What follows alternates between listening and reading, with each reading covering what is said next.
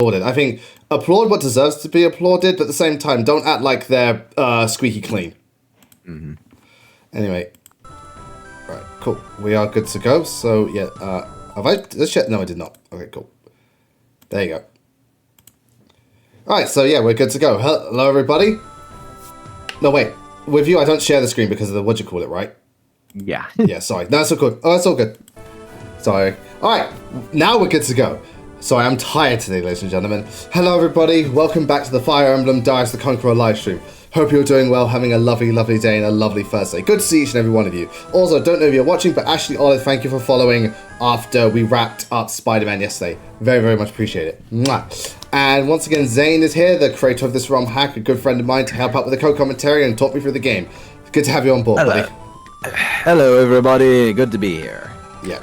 Right, so last time we left off, we did the forest map, we survived getting berserked, and now we're fighting people on a boat, because, you know, Fireman's got to have them boat maps. So let's see how well this one fares, shall we?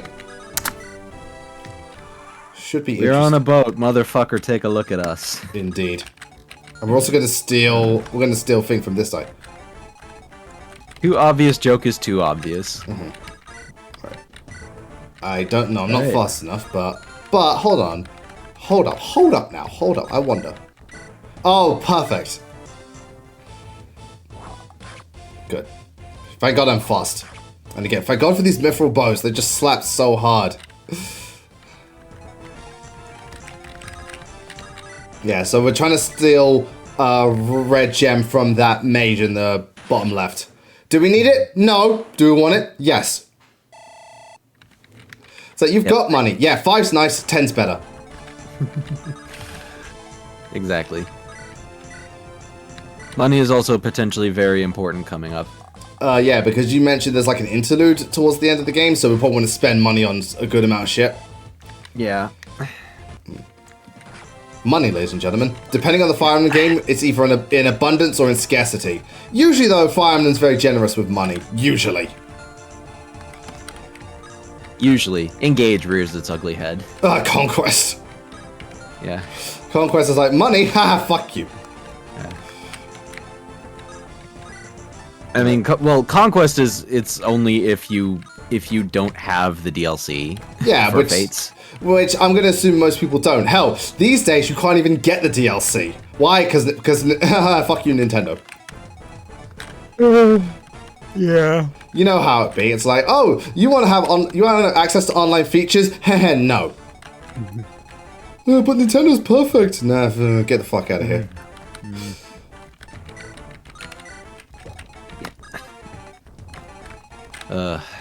No corporation is perfect. The closest perfect we have in the video game industry at the moment is FromSoft and Capcom. They're the closest we have to perfect. And even then, Capcom, the way they did their DLC costumes for Street Fighter wasn't the best. Yeah, there we go. Yeah, this is also the last map to have the Pirates of the Caribbean goof theme that I wrote. Yeah, it will be missed. But, what'd you call it? Wait, is that just... Oh, support. Okay. But, yes, so, boat map, just charge our way through and do this, that, and the other. Right, Oh, it's not enough. Dang. Oh, wait, I've got an axe! You know what, fuck it. Let's use an axe. We haven't used one yet for Darius. Let's see his animation. Oh, he's got spikes on his axe. Very nice. Yeah.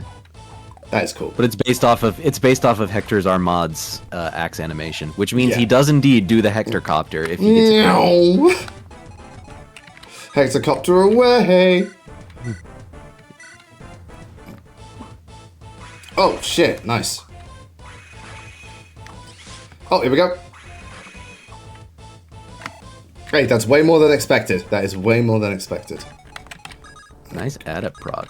Yeah, you gotta love it. Creeper, I think the only Tales game that he's played is Arise. Currently, I own a lot, but I haven't played them all. I own Berseria on PC, I own Zestiria and Vesperia on PS4, and I own Symphonia on the GameCube. So yeah, I own a good number of Tales games, just haven't played them yet. I will, eventually. Oh, you bet me I will. Hell, I think one of not the next follow goal, but the one after that is Tales of Berseria. And I hear that one a lot of people love, so I look forward to that. Oh, nice. Yeah, again, I hear really good things about the Tales series. Such a shame that Namco hates it. It's like, but you make us! Yeah, and we hate you. Just because a company makes a series doesn't mean they love them. Look what Capcom did to Mega Man. Hell, look what Nintendo does to half its IPs. Yeah. Ah, Joe, good to see you. Again, Microsoft's also... Well, oh god. Microsoft, especially recently. Oh boy, Microsoft. Most companies just don't release games in the series. You actively kill your studios. Oh boy. Yeah, that was something new thing. Anyway. Does anyone have Fire Nice Lysander is a halberdier. Yeah, halberdier, not hero. A hero class is Ulysses. Yeah. Yep. Also, good to see you, Fire and Dice.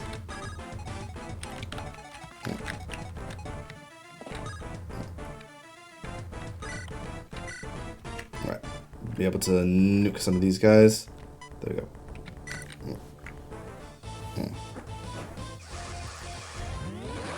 Quick little zappy zap. Indeed so. Hey, Dimitri's probably going to be the first one to get to level 20. Yeah. Indeed, I am still playing that game. It's a Fire Emblem game. They take a while, in case you haven't noticed Runline. Fire Emblem games take a while. I mean, for God's sake, man, do you know how long we were playing Engage for? And Three Houses? And 7 this isn't laps. even nearly. This isn't even nearly as long as that. Yeah, but you know, these RPGs take a while, especially because I only stream for 2 hours per stream, so of course it's going to take a long time. Hell, man, I've been playing Tales of Beric Saga for over a year. Yeah, that game's long. This shit takes a while, but let it cook. You know, let it cook. Let him cook. Let him cook. Yeah. It's more than just Arcane. They shut down Hi-Fi Rush Studio, which was one of their best games in years. That is just like so many levels of stupid and spiteful. It's like, why would you go do that, Microsoft? The one time, they helped you out in an area you were seriously lacking, that being exclusives, and you just say, yeah, fuck off and die. That's like if Nintendo decided, oh my god, wow, the Xenoblade games you helped us with Breath of the Wild, Tears of the Kingdom, and the Xenoblade games you made a great monolith, we're shutting you down. Wait, what? I think there was a post I saw on Twitter where somebody explained the rationale behind Microsoft's thing was basically because Hi-Fi Rush was such a hit, the studio was wanting to make a sequel and they were wanting to hire more people, and that's why Microsoft killed the thing. Because they didn't want to pay for more new hires. You know what they should have done? Again, everyone points to this. Do what Satoru Iwata did. Have the CEOs take pay cuts. Well, that would require the people at the top, not being scummy. Not being corporate douchebags. Yeah. So yeah. Good to see you, Tackle. That's the thing, because again, it's like I can understand having to let people go as a last resort, but you do that once all exhausters are spent, not as your first thing. They're thinking short term, yeah. Yeah, and Game Pass also, PSN and Game Pass, because they up the prices, they're not doing well, and yeah, they're just losing money. I think a lot of people it's that thing where they bought Activision Blizzard but didn't think about, okay, how are we going to recoup the expenses? Because currently, buying Activision Blizzard hasn't worked out for them, because Thingy didn't do very well. Starfield. Ow. And then, also another thing that was announced is that, as of June 10th, Nintendo Switch is getting rid of its ability to share photos on Twitter. But that's because Elon Musk is charging companies a fuck ton to use it as a service. So, again, that's why Sony got rid of it. Sony's like, we ain't paying for this shit. Yeah. Yeah, well, Overwatch 2, man. Ugh. That's just such a shame, because I loved Overwatch 1. Despite all its faults, I loved Overwatch 1. Yeah. A lot of people did, too. That is, man, how do you screw up one of the biggest IPs in decades? New IPs, I just stress. It's basically, Overwatch was... I think a lot of it was because Overwatch kind of fell into almost the same trap that Resident Evil Umbrella Corps fell into, where like it tried a little too hard to be esports. Oh yeah, that. I mean, granted, that's kind of a shaky comparison because Umbrella Corps was like, you know, it was trying to be esports before it tried to be a good game. Yeah. Whereas Overwatch, you know, was a good game, but its competitive scene, you know, kind of, you know, Overwatch maybe tried to push its like competitive scene they did. a little too much. And they also tried to like overfix problems with the competitive scene, and it just turned everything into a mess. Yeah. By the way, the guy with the red gem, yeah, he's dead now. Mm-hmm.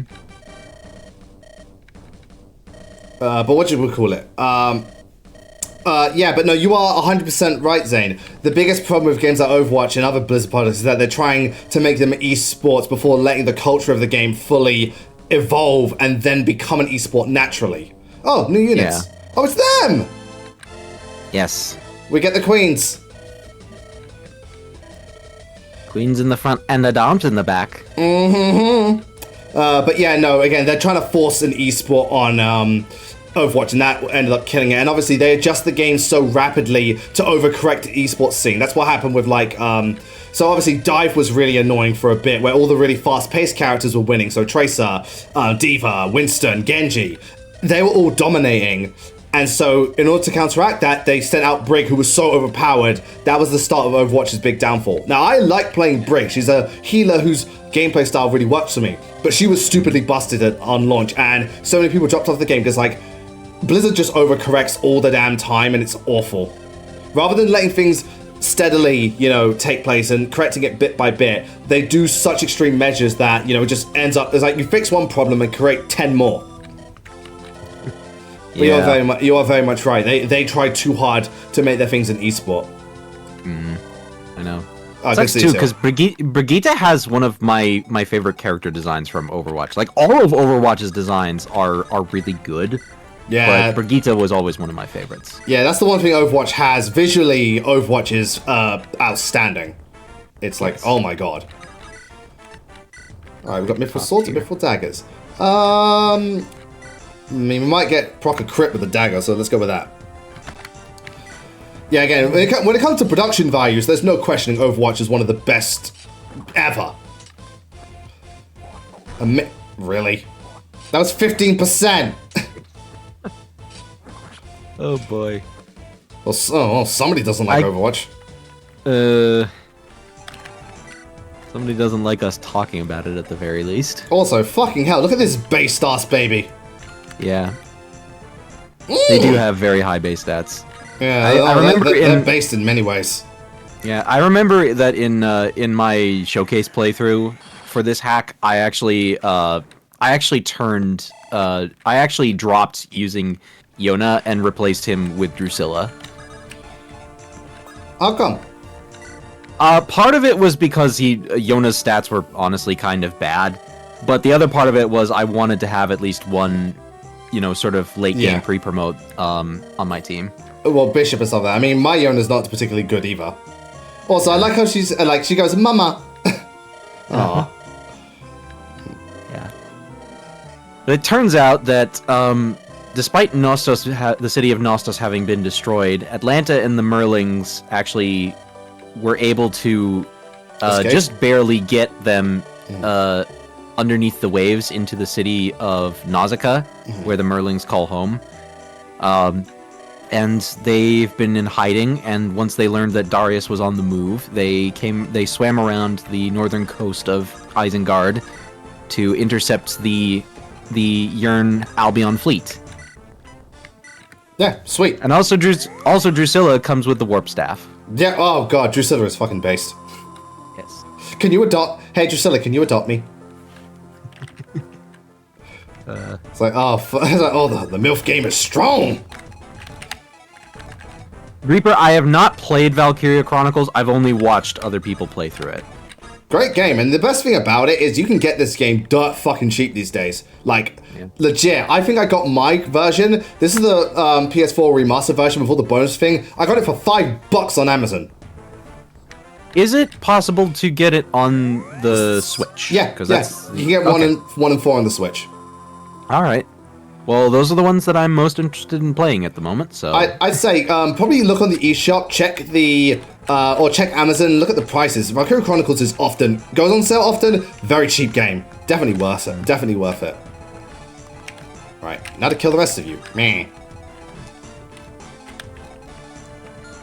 This honestly isn't a very hard map. No, not at all. Oh, hold on a second. There we go. So I've got a bow. I've also got a bow. I'm motherfucker had a brave bow. Damn, that would have hurt.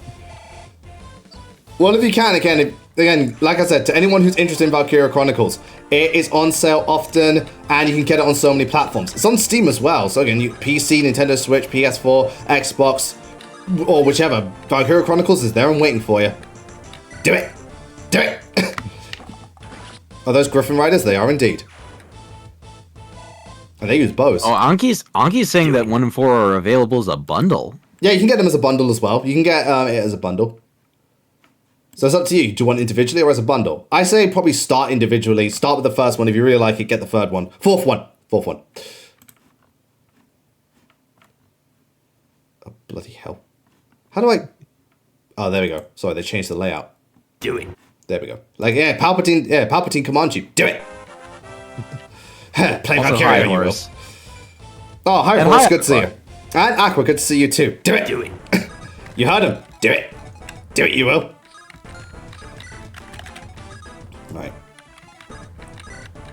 Wait, get the guy with the axe roofer first. What's he got? Steel on. Oh, you have a scale breaker on Boudica. I do. Scale breaker's kind of overkill, but yeah. But the thing is, I don't want to use the scale breaker. I'm going to use the steel lance because this motherfucker's got an axe breaker.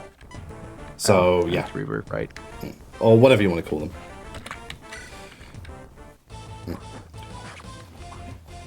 Well, again, you know, it's a bit janky, but I think everyone will enjoy it, especially if you're into that just Fire Emblem stuff. It's not one-for-one Fire Emblem, but there are certain similarities, and the game's very charming as well.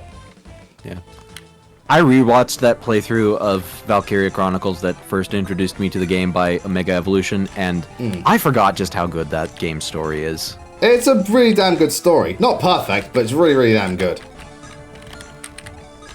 I look forward to seeing it again, because everyone says Valkyria Chronicles 4 like fixes just about everything gameplay-wise, so I'm really interested to see what that game's like. That is the one thing about Valkyria Chronicles 1, is that I did notice, going through that playthrough, that a lot of... There are a lot of moments where like the game will spawn in enemies that, you know, reinforcements that you have no idea are coming, and will fuck up your strategies all 7 ways from Sunday if you're not aware of how to counter them. The game can, the game's got some of that early jank. It's got that jank. That jank is real. Oh, the Citadel battle, that's a hard one. Ooh, that's a hard battle. Citadel Gerlandio. Or Gerlandio, depending on which pronunciation. They pronounce it 2 different ways, which is really silly. Go Darius, fuck them up. You know, I still got the hammering stuff. Let's just go Brave Weapon, why not? Darius is like, you know what, I can get this thing fixed like 4 times.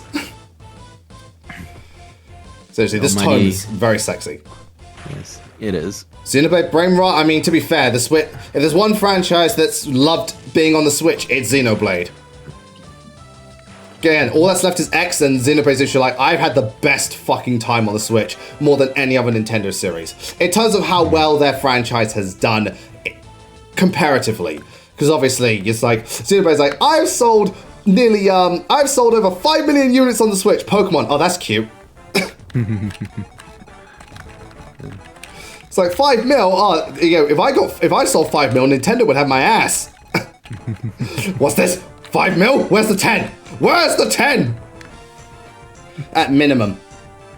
Yeah, the expectation for Pokemon games are a lot higher. Yeah. What Lances help you the most? Obviously, what you call it? Largo. Largo was the main one, but it also used Yoko was very useful. Largo's the most important one because he gives you extra CP. Yeah, well, not only that, yeah, he's like him and Rosie and stuff. They're pretty much the best of their respective class for the most part. Right.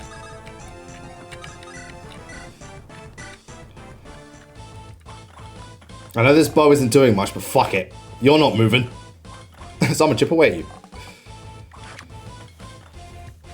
Gonna do some of that chippy chappa chappa. Hey, like they say, it just works. Right, anyway, actually, who's got physic? Ah, I've got physic. Do you also have physic? Adrian does. You do. Alright, can I reach you? Ah, perfect! Just in time. Willow, I love you. Yay! All the love for Willow. Right, I'm gonna take a very quick break and see you all in a second. Probably just gonna heal up some more units. Fuck man, I need to play Majora's Mask again. It's been too long. Plus, I'm trying to see if I can do a. Hold on, I made a notebook about this. I think, if my math is correct, if I play the game as best as I can complete Majora's Mask in 4 cycles minimum. That's impressive, actually. Thank you. I think if I'm really good, I can do it in 3. And when I say cycles, I mean resets. So you know, yeah. If I ever do pull that off, I will feel very, very good. Yes. Right. Very, very good. Yes, very, very nice. Right. Anyway, yeah. So heal. Wait, purge first. Oh no! Wait, what am I doing? I just realized. Purge, then dance, and then purge again. Well, purge, staff, dance, purge again. Yep. Hey, it works. All sorts of shenanigans. Yeah, I mean, dancers being able to go twice, really, it's one hell of a blessing.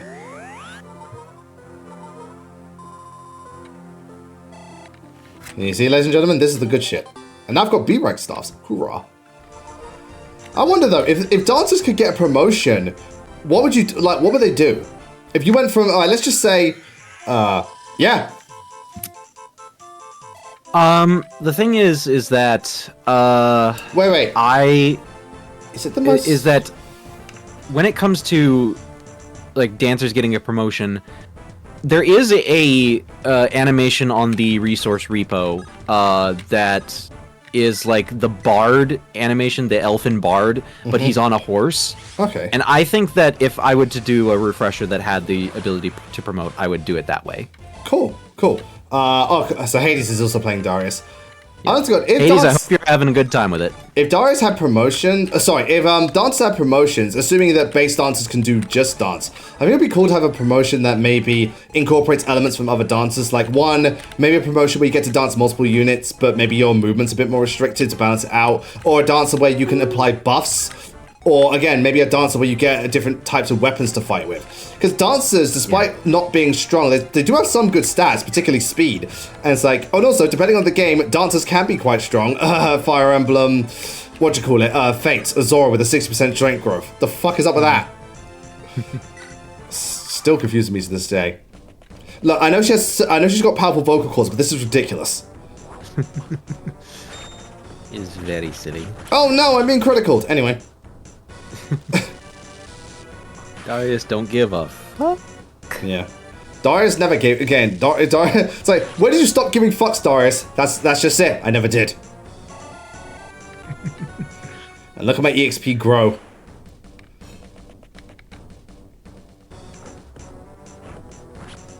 Probably missed. Oh no, one Hades, damage. I will confess that I did not playtest this hack very much on hard mode, so you know, I'm not surprised that you've decided to abandon that.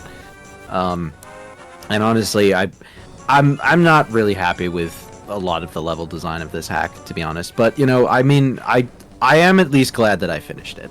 Well, yeah. I mean, I think the levels are very interesting. There's no doubt about that. And you did say from the start that the point of this level design was more of a secondary thing of this game. Story came first and foremost. Yeah, but like I did want to, you know, have a fun game. On top yeah, absolutely. You don't want to make a game boring and stuff like that. But as you specify, level design was not the focus from the start. So it's understandable that not everything checks out. Again, your focus has been the story, and you know so far the story's been very strong, and the cast.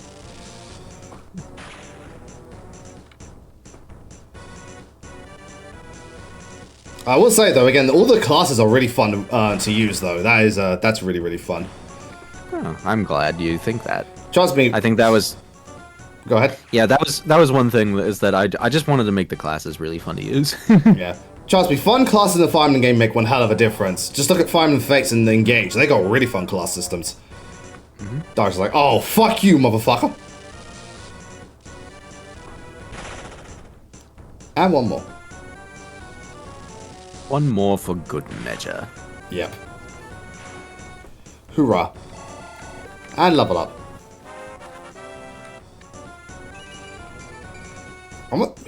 Has he capped like? Oh god, he looks like he's capped. He looks like he's capped his stats, but I don't know. He's capped a couple, I think. Like, how many times do I have to teach you this lesson, old man? I love the young people. Oh yeah, here come more units. Yeah, so hold on a second. Darius is cap, strength, and skill. He still needs to cap his magic and all the other stats, but hey, strength and skill cap. That's cool. Now, let's go help him. Not bad. Not bad at all. Now die. Oh, sweet Jesus. Just, again, fucking hell, Boudica's just like, dead! Oh. Three Houses dances were pretty damn good, especially when you got the whatchamacallit. When you got the special gambit in the special gambit where they can move 4 units, they became ridiculous. Before that, they were good. Don't get me wrong, because it's just how the builds worked.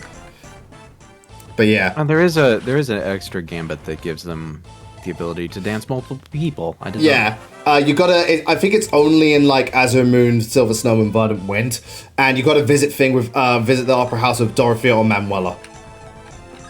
Okay. Yeah, it's a little out. It's a little out there, but it's definitely worth it because again, you get to get 4 units to move again, and in 3 houses, 4 units moving again plus stride. Fuck, man. Yep. So that's one thing whenever I play 3 houses again. I don't know how I got through 3 houses my first playthrough, especially early on without stride. Oh my god, stride makes such a fucking difference. I can't not play the game without stride. It's just like, oh god. Without it's like, this takes so... Up until the post-time skip, oh my god, the maps are so slow if you don't use stride. Use stride, ladies and gentlemen. It will save you so much grief. Reaper, if you're talking, if by primary house you mean the first one I played, it was Blue Lions. You start with Blue Lions as well. Yeah, a lot of people go Blue Lions first. Yeah. I was Black Eagles from day one.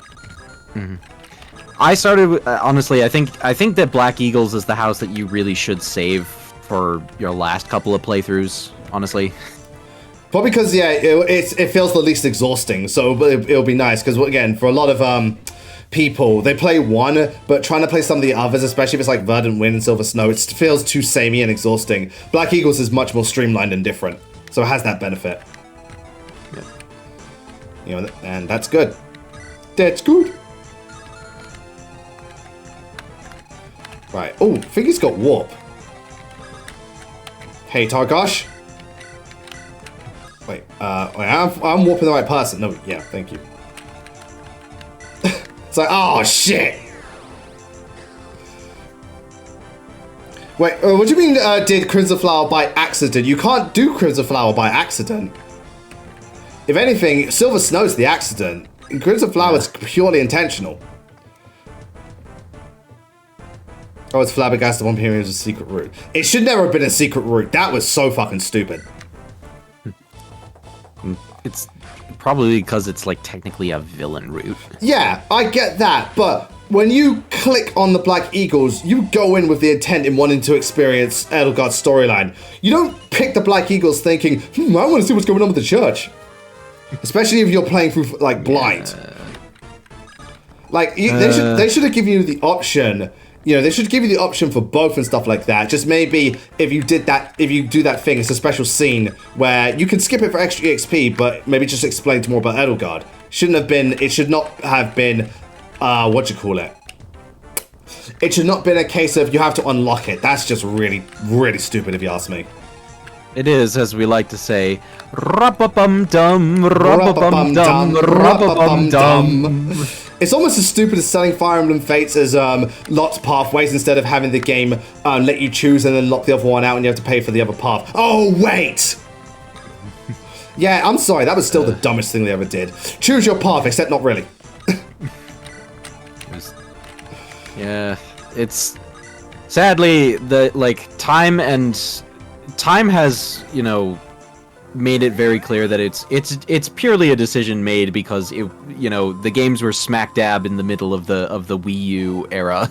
Yeah. So Nintendo was hurting financially, and they decided to do stupid shit in order to make up the difference. Yeah, they pulled a Pokemon. Ugh. It's ironic. In the Switch era, Nintendo, despite them being in great financial positions, they're being even more money grubbing. In some ways, yeah.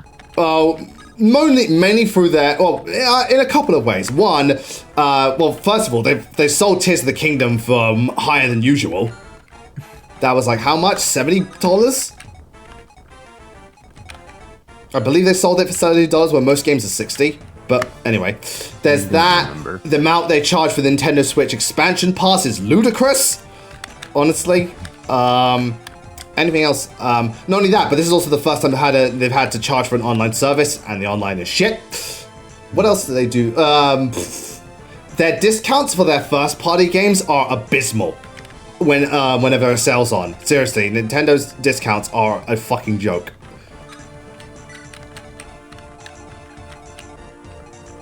Yeah, thank God they let you choose. It's like, could you imagine Fire Emblem Three Houses, but they sold it as 4 separate copies? Oh, God. That would have been like, Nintendo, you gotta be fucking kidding me. Birthright, selling Birthright and Conquest separately makes more sense for Three Houses, because not only do Birthright and Conquest, it's only 2 games, but they also have completely different level designs between each game. Spoilers, Three Houses doesn't. Yeah. That would have been the fucking pisser. Right, I'm just thinking about who goes where.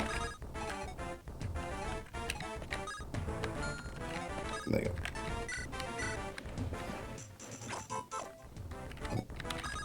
Yeah. Yeah, again, no, it's like... It's funny, it's like, wow, Nintendo's got really greedy. They're being run by a dude called Bowser. What do you think was going to happen? I think everybody has made that joke at some point. Very true. It's funny, because when Doug Bowser was first announced for Nintendo, everyone was like, oh, cool, this could be really, really funny. Then later on, it's just like, this isn't funny anymore. I mean, well, that's the thing. Doug Bowser just kind of exists. Nothing against the guy, but in terms of being in... Because, like, Reggie had flair. Reggie had character. Reggie had fun. Reggie was fun.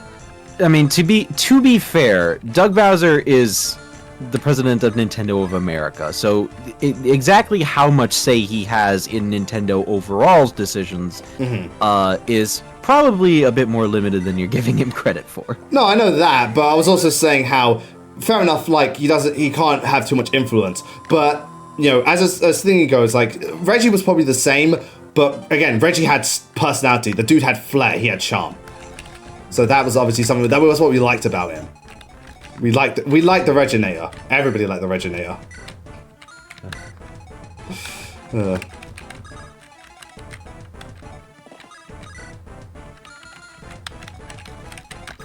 So yeah, this, like I said, this boat map is not very long actually. Then again, boat maps are never particularly big. It's just a simple kill boss mission. Well, alright, here's the thing. I do think that the boss has a longbow, and there's also there's at least one siege tome user on the ship where he is. Okay, I was gonna ask, with the whole $70 for Persona 3 Reloaded, is that PS5 specifically? Because I think most PS5 games are $70. Just because of manufacturing costs on the PS5. Oh, there's bolting. Because I don't think they sold it for 70 on the Switch. If they did, I'm like, huh? Or, like PS4 maybe. Oh shit, here they come. If it's PS5, then... Coming. Yeah, oh, they be coming, alright.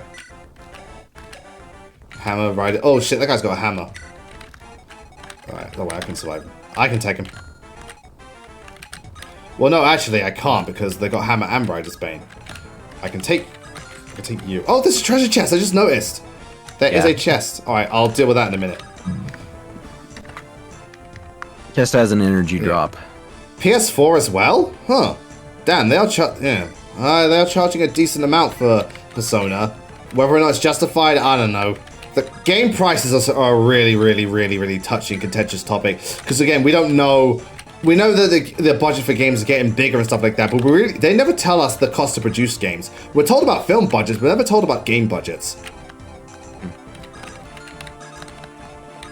Which I think is, you know, now that I hear you say that out loud, that's kind of stupid for a lot of reasons.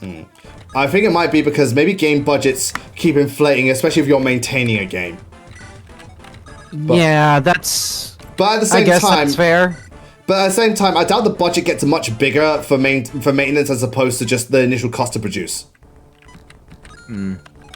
That's just what I think. But I think that it would be... Because I think that part of the thing with knowing the budget for movies is that it's nice to know, like, just what goes into making a movie. Partly, you know, particularly for people who are students of film who might have a bit of an interest in making movies one day, to know, like, how much money goes into the things that you really love. Not only that, but also it would be nice to know, like, because obviously they say, oh, this film made this much at the box office, it surpassed its budget of insert budget. So it'd be nice to know for games like, oh, Fingers made this much money and its budget was this.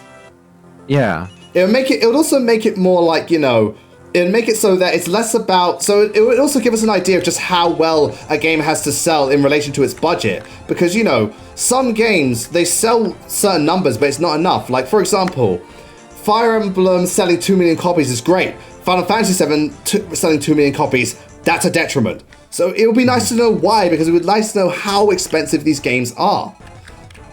Yeah. And maybe then it could give gamers an insight into the actual, like, what goes on behind the scenes in gaming, because I think a lot of people take the process of game development for granted. Yeah, definitely. Because I'm sorry. I don't anymore, as somebody who is trying to make his own games. Yeah. Look, I'm not talking about everybody, but I think this generation, not Nintendo exclusively, Sony, Microsoft, all of you, I think this generation of the game industry, both from corporations and from fandom, the level of greed is disgusting on both sides. Like, the way corporations have tried to squeeze money out of consumers with loot boxes and all that stuff is horrible. But the level of greed and entitlement that gamers go through when it comes to just wanting so much out of studios is also disgusting, in my opinion. Oh yeah, definitely. It's like, I was like, honest to God, sometimes, like, you greedy, ungrateful fucks. I know. Like, and it's the most ready example that comes to my mind is the fucking Pokemon National Dex controversy. Because I remember that around the time that was happening, there were a series of tweets that I saw from Ryan from Brain Scratch Comms, Nairman, where, like, he was making a bunch of tweets about, like, the other non-Pokemon game that Game Freak was making around the time that got, you know, apparently got pretty poor reviews, and it's like, oh, this is a sign that Game Freak is being really lazy.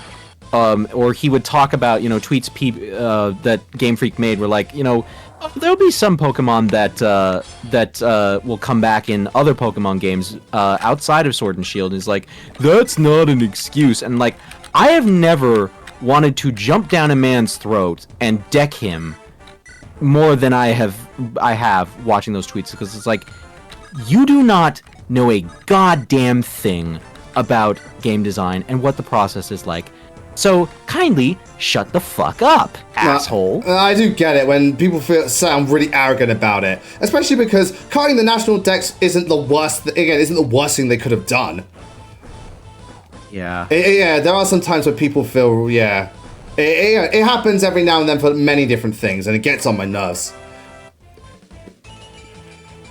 Because it's like, not only do they take the process of game development for granted, especially in a current industry we're in, where game development is very, a lot of people are overworked and others are just losing their jobs, so it feels particularly nasty. But then there's just also, it's like, are you people just not ever happy with what you get?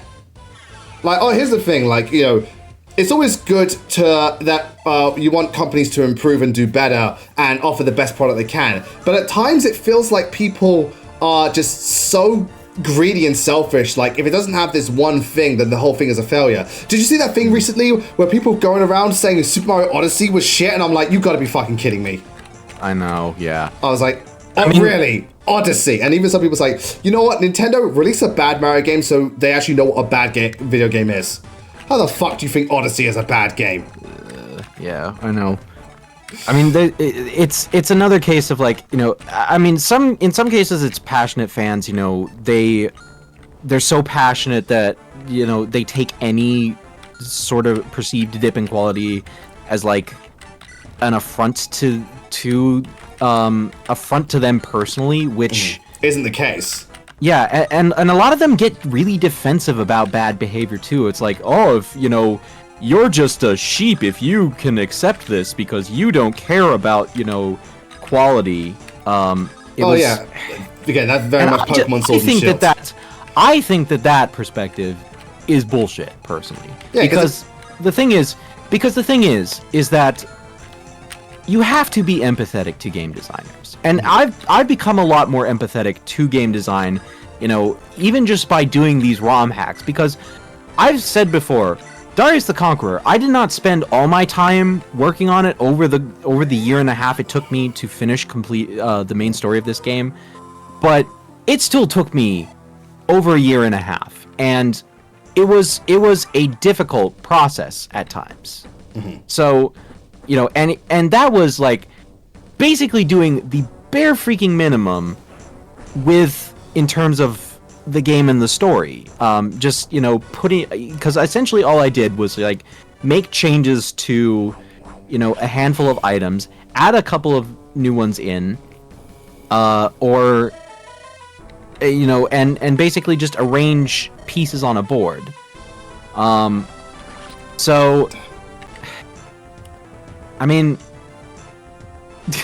that was not a smart move on your part, my dude. No, I got a little too close. Yeah, I did warn you that the boss had a longbow. Yes, you did. You most certainly did, and I did not listen.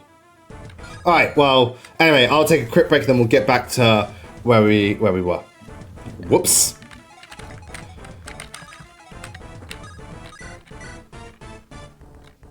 Oh wow, that's only 22, Mike. Honest to God, I was expecting more. Anyway. Yeah, so my big thing is that even if you don't agree with the decision that, a company makes towards a franchise you love, at least be respectful of the game designers. Like, the only time you shouldn't show game designers is if they directly don't show respect to their audience, and that happens, that's one of the things, like, I'm not going to say it doesn't ever happen, but like if a developer's making racist comments or bigoted comments, that's one thing. But like if they just remove the national dex from Pokemon and you go all up in Junichi Masuda's face and spam him with messages like telling him bring national dex back, that's not going to accomplish anything, and all it's going to do is make you and the rest of the fan base look like an asshole. Yeah, because again, it's all it takes is a couple of bad eggs. Because I know, like, people were clowning on the Pokemon fan base as being awful when it was just a vocal minority. But again, Pokemon, because it's a big fan base, the vocal minority is larger than normal, and yeah, again, it paints a bad picture for everybody. Not only that, any fan base, any fandom is, you know, especially particularly large fandoms, is always going to be judged by the worst people in them. Unfortunately, that's just how it is. Yeah, because the worst people are always the loudest. Yeah. Therefore, they're the point of reference. But also, it's the thing where it's like, if you want to complain to companies for like being lazy and poor design, actually focus on elements that legitimately really impact the game. Like, for example, when Scarlet and Violet came out, the glitches. That was one time where it's like, all right, Game Freak, or like, all right, Game Freak, you needed to take more time with this game. It's buggy. It doesn't, you know, you've got memory leaks. It's not working. What's up with that? That's legitimate like criticism, but don't be an ass about it. But something as minor as the national dex, which doesn't, again, which is, you know, doesn't impact the game that massively, then you're being ridiculous. No. Again, criticize when criticism is actually warranted and necessary. Yeah.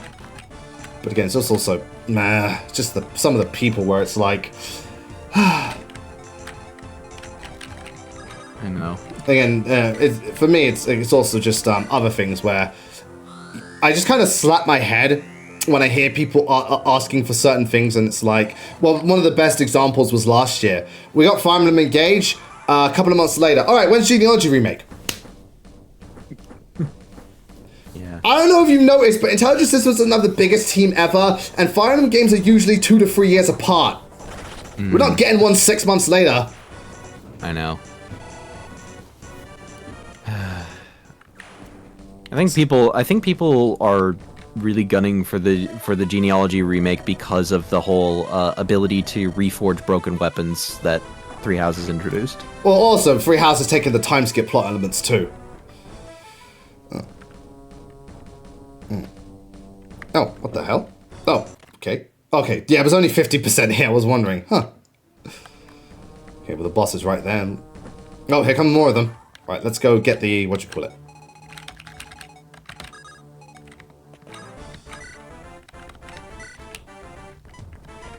Yeah.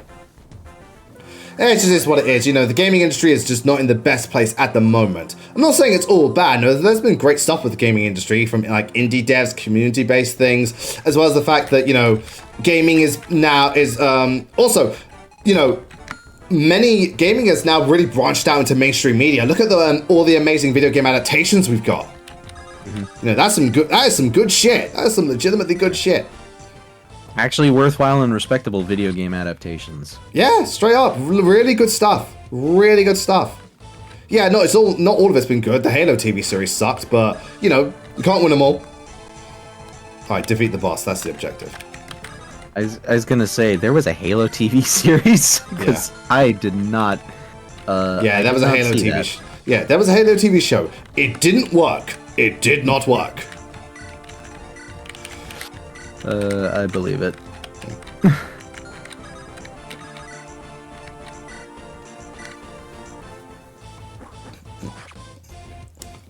Mario movie was a lot of fun. Mario movie, Sonic movie, Netflix Castlevania, Fallout, Last of Us, Arcane. Again, lots of really great adaptations.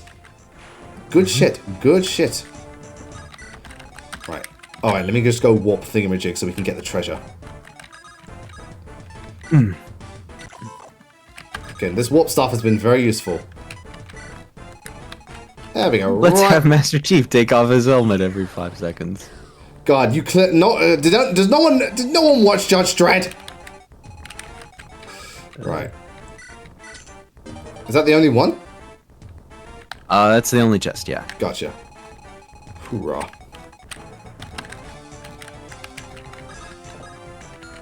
And now you die. Okay, well, I'll attack you and go from there. Yeah, Ashnod, yeah, I just noticed Darius' thing's got the Ashnod look. Yeah. The sword does kind of look like Gurgurant. Really, really cool sword, but it looks very impractical. I mean, the thing is that I did kind of have this idea of the sword he would actually use being kind of like that. Yeah. The legendary sword that he eventually ends up with. Alright, yeah, But Joel, anyways, I agree. Sporus the traitor has fallen. Yeah, Joel, I agree. I think the game industry does need to take their time with games. I also think us as gamers need to be willing to wait longer between games and maybe not buy into stuff so thingamajig. Again, part of the reason the game industry push out games so often is because we consume games so often. It's a two-way thing. If we consume less, there's less of an incentive for developers to rush shit out the door and, you know, constantly pump out a product. Precisely. Again, you could have a dry spout for a few months and they'll say a console's dead.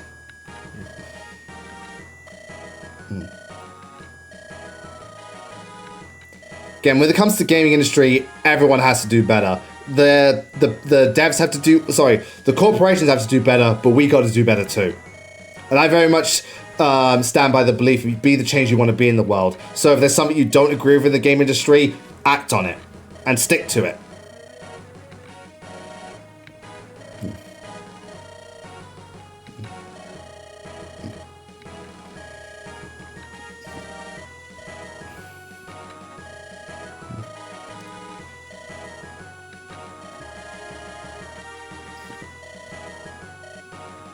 Yeah, we should have died, but yeah, have you seen my base stats? Oh yeah. And it might not work sometimes. Well, what do you mean by it might not work, Runline? Sorry, can you be more specific?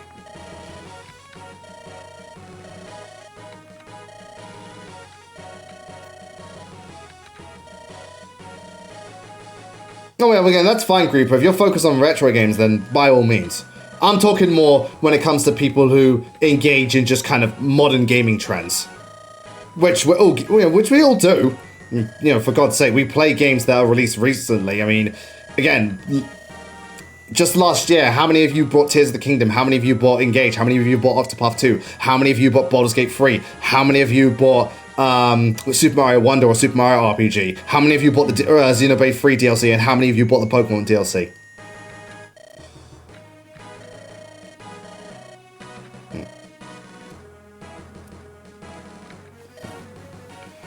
Well, they need their own rules, but there's also just, you know, they need it's a change in attitude as well. It's not just rules, because, you know, people are going to work around those rules. It needs to be more of a conscious decision. You missed Chrono Trigger. I mean, Chrono Trigger's some pretty cool stuff. I've yet to play it, but I heard it's like the best RPG on the SNES. Or that or Final Fantasy VI. I would say that I'm more partial to Chrono Trigger than Final Fantasy VI. But both are excellent. Yeah.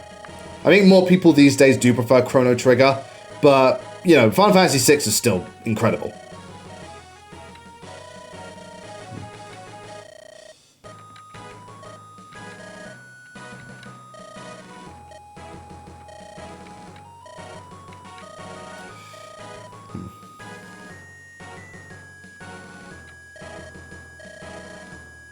Yeah, it's like, so about your brother, can we not? Yeah.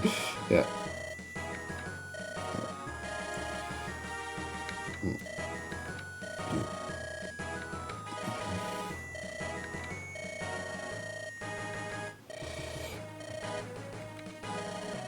So she's Helen's auntie.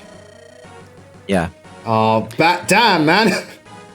Darius, It's like, you're gonna marry Helen and then she's gonna be she's gonna be like one of a distant relative and stuff like that. Yep. She's a woman, yeah. Because I think we went over this before that. Oh, and we also get S rank weapons. Hoorah! So we got legendary light tome tome and an S rank staff. What's it do? Greeper, my favorite chrono. Oh, that's the S rank staff. Yeah.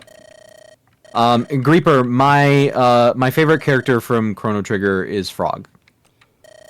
Frog, and then Frog, Robo, Ayla, and Magus are my favorite party characters. I would need to think a little bit harder about the NPCs that stand out to me.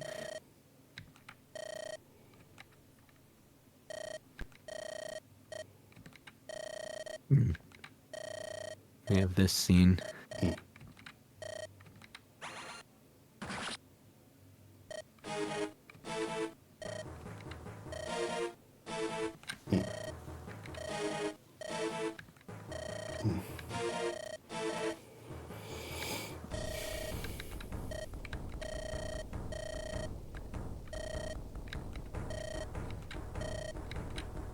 Yes, and now they're planning their daring escape.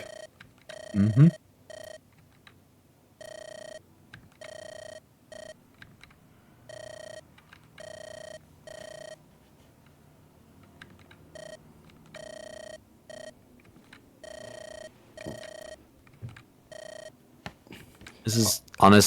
This is honestly a really evil plan on Nemesis's part. Because they go over that basically what they were trying to do is force feed Helen a demon core, which would turn her into a monster and have Darius send kill her her against Darius to have kill her. Yeah, and then so it would be like the Elwood Ninian thing. He kills her by accident.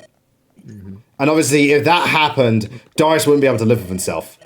I wouldn't be surprised if Darius just straight up offed himself after that.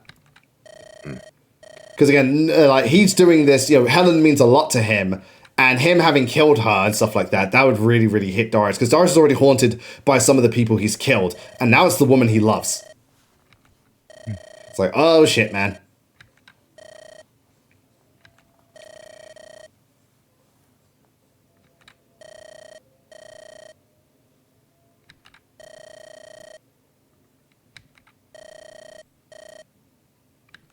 This does look like the background of the Goddess Tower. Yeah, I think that's what it's supposed to be. Yeah. Because remember that a lot of the background images do come from the Tellius games. Hoorah! There's some beautiful background images. Thank you, SpriteResource.com.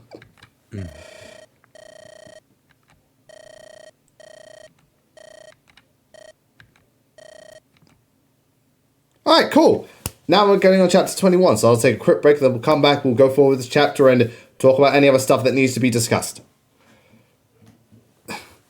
Talk about our disgust for certain... disgust. It's, yeah. Discuss our disgust. You know what? You know what's going to be real interesting this year? So, let's say the cuts don't stop. More and more studios getting offed. How's the Game Awards going to go down? I suspect there might be a stunt that gets pulled there. Yeah, not only that, but because remember last time they did the whole wrap it up in 30 seconds and a lot of people was like, you guys are really not respecting game devs. Do you think they're going to completely skirt the issue about all these studios getting shut down? Ooh, that could, If they did, that would feel very, very scummy. Especially because back in the past, I mean, this is kind of a biased thing, but at the same time, it was good that he did it. Remember, this is in the past. When Konami didn't allow Hideo Kojima to collect his award for Metal Gear Solid, Jeff Keighley on live TV called them out for it and stuff like that. Which again, say what you will about the man, a lot of people don't like him these days, and I get it. But for what he did back then, that was very bold of him and good to do, because Hideo Kojima didn't deserve that. So I'm hoping this year, with all that's going on, someone in the Game Awards thing does take a stand and say, "Yo, stop fucking over all these employees." This is like, you could say, "Oh, the games have been great this year, but it's not been great for the industry." Yeah. I'm hoping, again, I'll just have to see how it goes. They might do the whole PR thing where they act like nothing's wrong. Just keep smiling. You need that hush money. Grima, I find that you saying Darius isn't as level-headed as, say, Ellie would is really interesting. Well, okay, he wasn't a broken man. A broken man is someone who's completely gone off the deep end. Elwood was in a very bad state, but to call him broken is a ridiculous over-exaggeration. Dimitri was broken. Elwood was not broken, he was just in a bad rut. But no, Darius would definitely react worse than Elwood would. But again, the circumstances are also slightly different as well, because remember what Darius has been through as opposed to Elwood. Yeah. Doubly so because, remember, Ninian's true form is that of the dragon, whereas, the demon thing would have been forced upon Helen. It's not her true form. Yeah. So that makes it even worse. Oh yeah, you're still a thing. Mm-hmm. Yeah.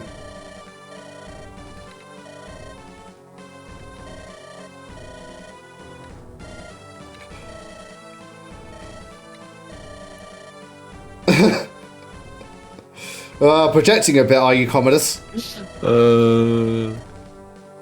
Bluehead goat fucker. Interesting terminology. Also, why goat fucker specifically? I think that Commodus makes a comment like, this is one of my favorite Commodus lines. I will kill you and fuck your fucking corpse, you stupid. God, Commodus, you can tell by his language, Commodus is an idiot. He uses such vulgar terminology. Yeah, the dude's a moron. Yeah, he is. But Commodus has a line where like he thinks of people from the Eisen province as being too stupid to know the difference between a woman's lady parts and a goat's butthole. Honestly, if anyone's gonna fuck a goat, it's this dude. I find it funny because Darius, Darius has got a lot of ladies, but he is loyal to one. He's a good man. Yes. Because again, Darius is like, there's like 5 women in this army that want to suck my dick right now. Basically. Meanwhile, Commodus, well, we'll see in this chapter that Commodus is not a complete incel because he has partaken in fuck. Well, he's the king. I'm not surprised. He's got the dude's got status and royalty. Yeah, but he's got the mentality of an incel. Yeah, but he's also but again, he may have the mentality of one, but he's in the highest position of power. So I mean, hell, there are many people in those positions who are awful, but because they're in those positions, they get they're able to partake in sexual intercourse, both willingly and unwillingly, as awful as it is, frequently, because they are in such ridiculous position of power. You'll be surprised how being in a position of power can make immoral actions more of a suggestion to the to like say those who are meant to uphold the law. Yeah. But as Horace Altman is saying, karma is going to hit this man like several lightning bolts. Mm-hmm.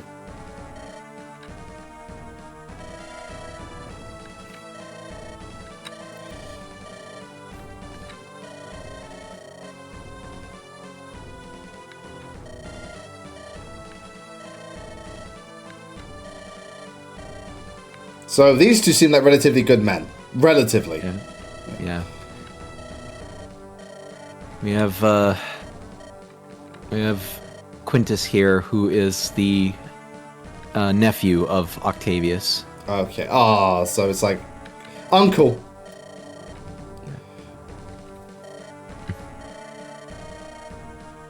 Unfortunately, Quintus is in a Mustafa situation where his family is directly taken hostage by Commodus, so he doesn't exactly have much of a choice on whether or not to fight this battle. Yeah. God, is there anything good about you, Commodus? Nope. Look, you don't even know the half of it. There's some house conversations here that go places. Yeah, it's like, look, we've got some really good moral grade characters, but Fire Emblem also needs its fuck you characters as well. Oh, he's got a wife and son. Oh.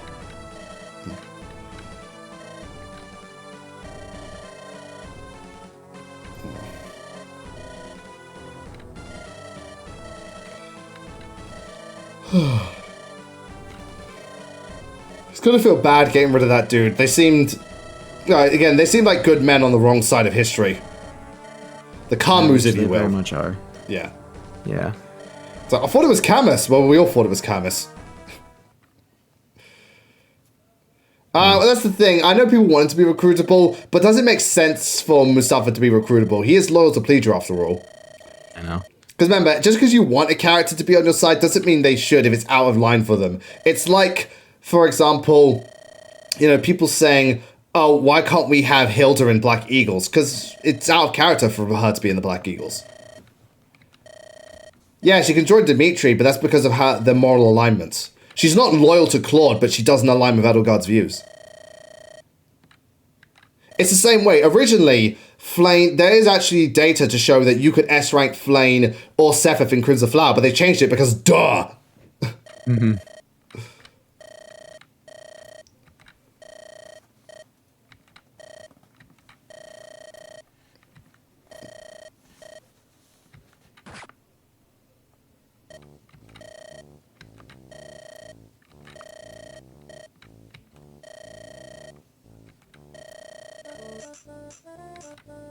And here we have Arian and his father Merton.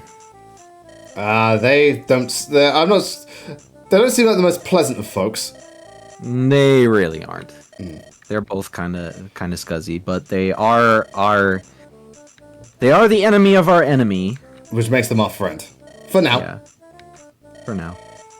And Merton's whole thing is that it doesn't show in his sprite because of the limitations of the resources I had available. But Merton's a bit of a hunchback. I see. And he's always been kind of mistreated by Commodus as a result. So,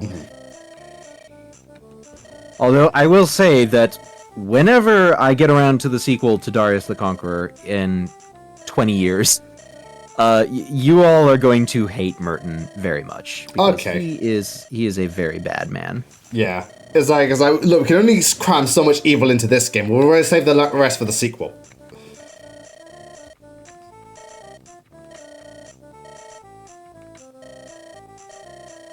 Lord Hunchback, yeah.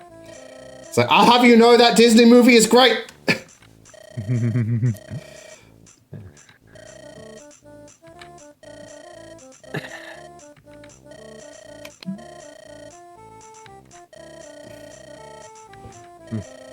Yeah, so it's like, you know, the thing is just not being appreciated at all. It's like, look, if Darius will appreciate me, I can at least use him to my advantage. Yeah.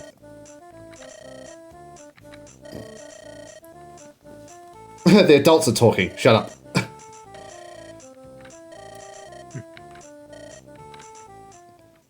Oh shit, we got soldiers.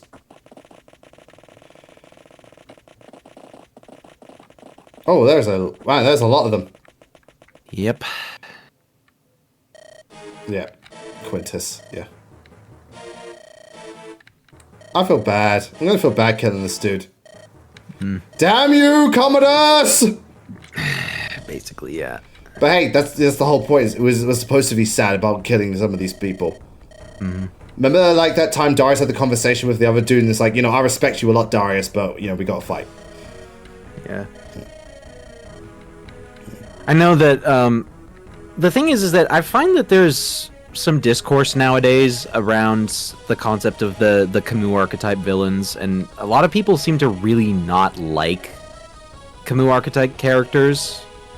And Well, which ones okay. Like, I think that a lot of them just don't like the concept of, you know, like, person who goes along with things that they don't want to do, which It depends on how it's executed.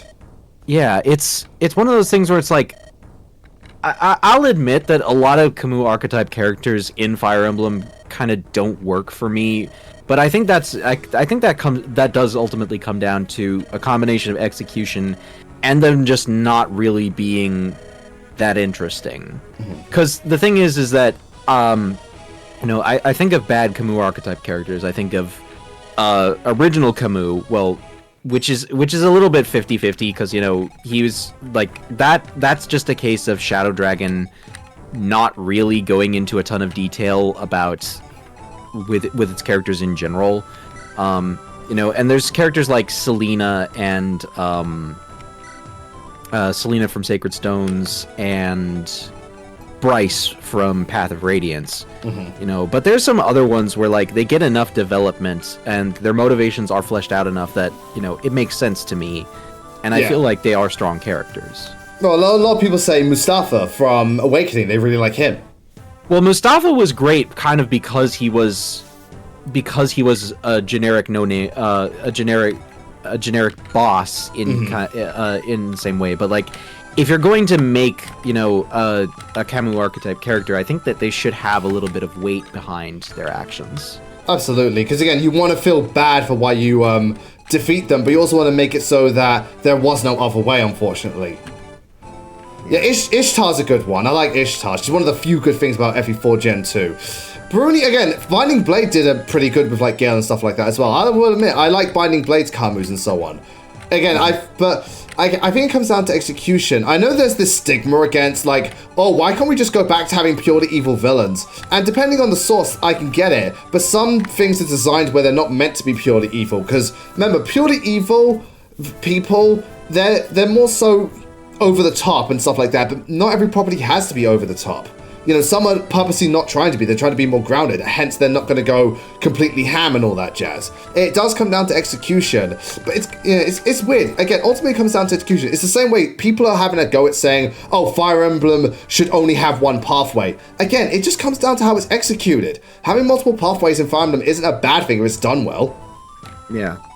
Because other people like bitch like, oh, 3 houses, man. Why'd you ever have multiple pathways? It's like, look, Fate's had multiple pathways. FE7 has multiple pathways. Echoes has multiple pathways. So does Sacred Stones. Well, Echoes is different because that's more so you just tackle them both at the same time.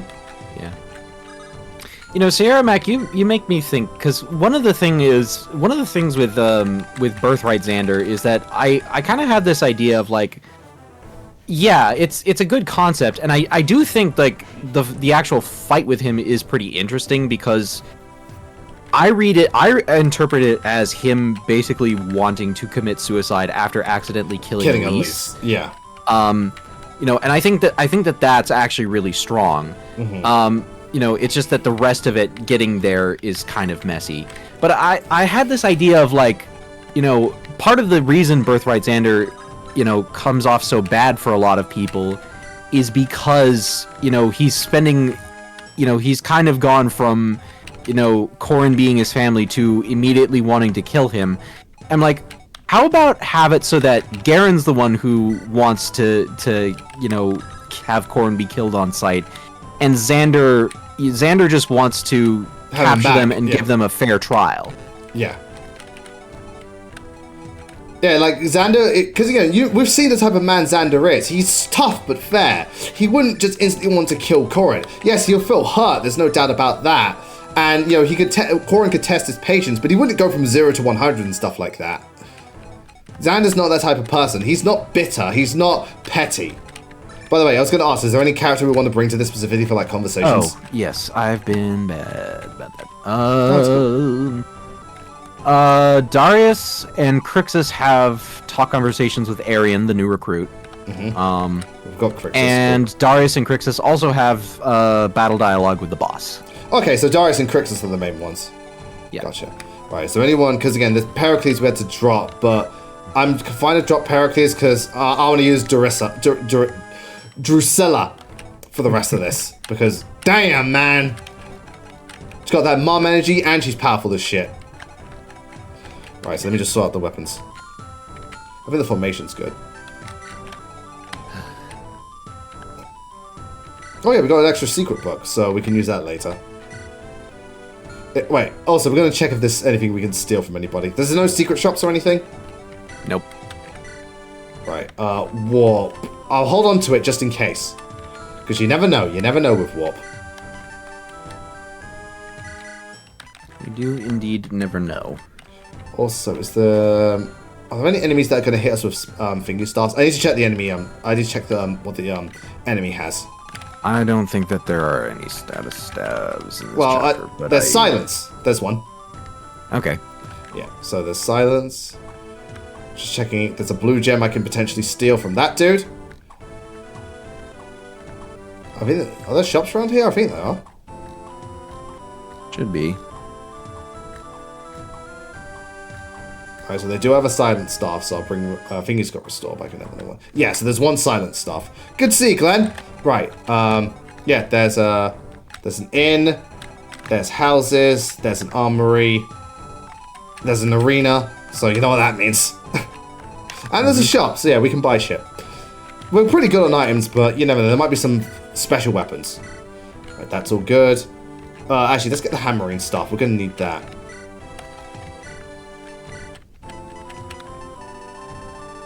There we go. We'll make sure Darius' tome is all good. Right, he's all good, you're all good. You're all good. Actually, let me put this elixir away and take out a different weapon. You got a Rider's Bane? Yes, you do. Oh, that's going to be good. Oh, gosh. Right, so we used up the Mithril Bow. We've got an axe.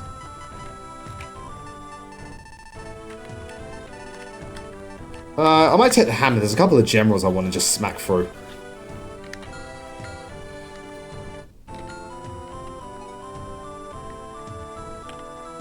No, it's just non-combat items. It's not Thracia Steel.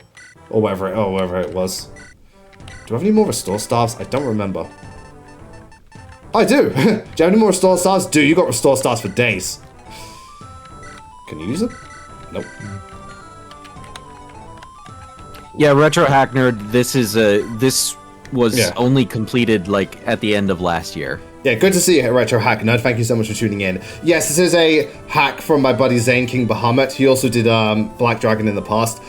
This is a recent hack he's done. If you want, there's on his YouTube and stuff like that, there's a link to it, and usually we post links in the chat. It usually happens if you're interested in trying it out. It's a very unique Fire Emblem hack. It's not too dissimilar from Fire Emblem Norm, but it is a bit darker. But there's loads of class variety. It's quite a bit more challenging, but it's also very, very interesting. It's a pretty fun ROM hack. I'm very much enjoying it. So if you are interested in giving it a go. Oh, cool. Willow can use your store. That's cool. Actually, she needs more physic. 2 is not enough. Where is Willow?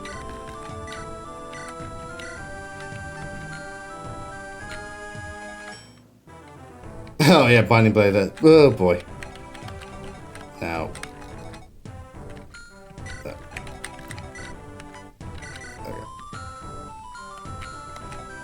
Orion. He's still got enough to use, so that's fine.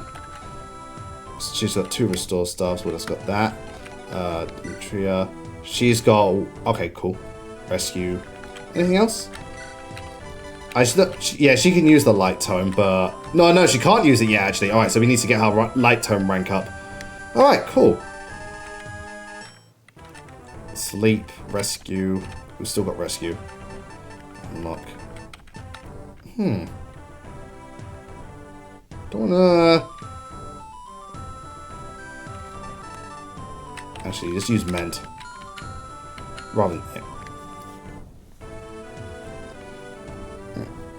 Yeah, again, some of the sprites are very cool. There's some, like, really cool custom ones made and stuff like that. In fact, if you want, on Zane's YouTube channel, he did a full, like, showcase of the game. And he shows off more than I do, because obviously, I'm not using every unit and all that jazz. Oh, so by the way, so Arion, is he going to be a permanent member of our team? Yes, he's a permanent member, but he's only a force to play on this chapter. Yeah, 20 use physics staff, lovely. Yeah, he's quite generous for, is quite generous, the weapons you get access to and stuff like that. Again, you're given a lot of options in this game, and it is fun because of it. You know, it's very much better for it. Yeah. So that's all good. Just checking. Yeah, Mend, Warp, Physic, Hammerine, cool. Alright, I think we're good. If we need to stock up on anything else, Darius has got our back. Cool. Right. Save the game, and let's get to it. Alright, so I'm going to take a very, very quick break, but then when we come back, we'll start the chapter and see how far we get. We've only got 40 minutes, but a lot can happen in 40 minutes. Though, admittedly, because of the size of the map and all the houses in the arena, might have to wait until next stream to finish it. But we'll see. It happens, it happens. I'm seeing all sorts of videos all over my YouTube feed of Hello doing a silly dance in the new Spice and Wolf adaptation. Oh yeah, I haven't watched that. I'm surprised I haven't either. I'm waiting for all the episodes to get dubbed before I go into that. Are they using the same cast as last time? I think they are, actually, yeah. That's good, because the Holo and Lawrence... Is it Lawrence? The main character? Yeah, or Craft Lawrence. Craft Lawrence. They had good chemistry, the dub actors. They had good chemistry. Yeah, that's part of why I want to wait until all the episodes are dubbed, because I want to... Because I watched the original Spice and Wolf anime with the dub, and like I cannot think of the character. Yeah, I cannot think of the characters in different terms. Damn you, potato! What you call it? I'm surprised they didn't just continue the series, and maybe they wanted a newer audience to get invested and stuff like that. They may also have just wanted a more faithful adaptation, because I do know that the anime took some liberties with like the first couple of major arcs. Yeah, that happens. Anime taking liberties. Yeah. lots of animes did during the 2000s. They took liberties with the source material. That's why, like, you know, a lot of people will say things like read the manga, or, you know, they'll get like a reboot, like Fruits Basket did. Yeah. Love Fruit. Again, I've only watched the original one, but I love Fruits Basket. Huh. I've not really had much of an interest in Fruits Basket. I mean, it is aimed very much at the female demographic. For a lot of women, if it's not Sailor Moon, Fruits Baskets is what got them into anime. So it's like with us, if it's not Dragon Ball, something else got most men into anime. Fruits Basket is that, but for women.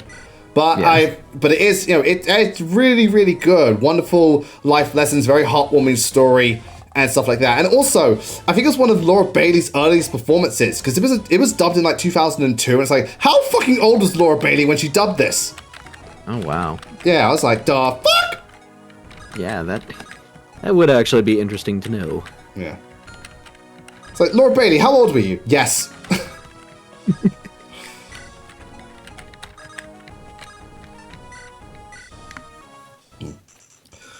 Yeah, no, Fruits Basket's really good. Apparently the second adaptation's better, but I like the first one, and yeah. Alright. Oh, good, they got most of the English cast back. That's really good. I always like when they bring the cast back for the reboot. They did the same before Metal Alchemist. I know the only one who was different was Alphonse Elric.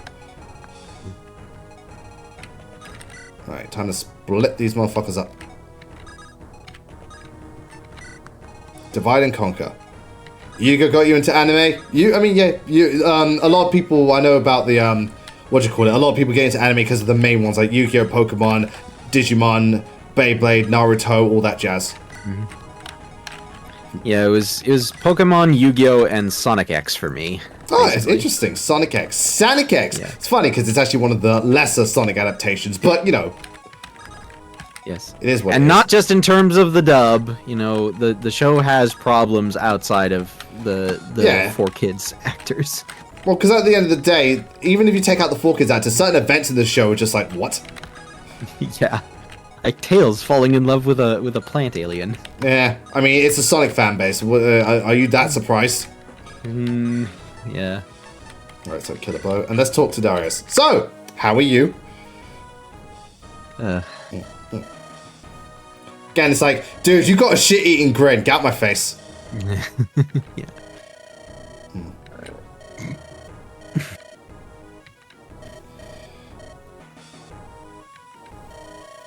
It's like, meh, we're snivelly, meh. Spirited Away? Oh yeah, that was the first Ghibli film I watched, and I watched that in primary school as well. Yeah. Wonderful movie. Pig scene terrified me.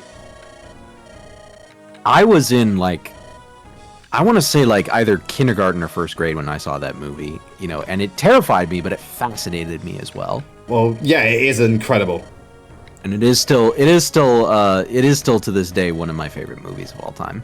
It's one of mine. It's not my favorite anime movie, but it's my favorite Ghibli movie. My favorite anime movie is The Girl Who Leapt Through Time. Love that movie. I was expecting you to say Ghost in the Shell. Honest to God, Ghost in the Shell's good, but it's not my favorite movie. Because Ghost in the Shell, it's more of it's great as an art piece, not so much as a movie, though. Now, Okay. The series is my second favorite anime series of all time. I fucking adore Ghost in the Shell as a series. My favorite anime series is Cowboy Bebop, but Ghost in the Shell is a very close second. Oh my god, it's so good. What'd you call it? Fuck. But yeah, the movie, thing. One anime movie that has, it's very close to being my favorite after watching it in IMAX is Akira. Holy shit, pickle. Watching that, sometimes movies get a lot better when you watch them on the big screen because, like, the spectacle of them really shines in the cinema experience, and Akira is one of them. Yeah. Like, holy shit, That's pickles. a movie that's still on my hit list. It's really, really damn good.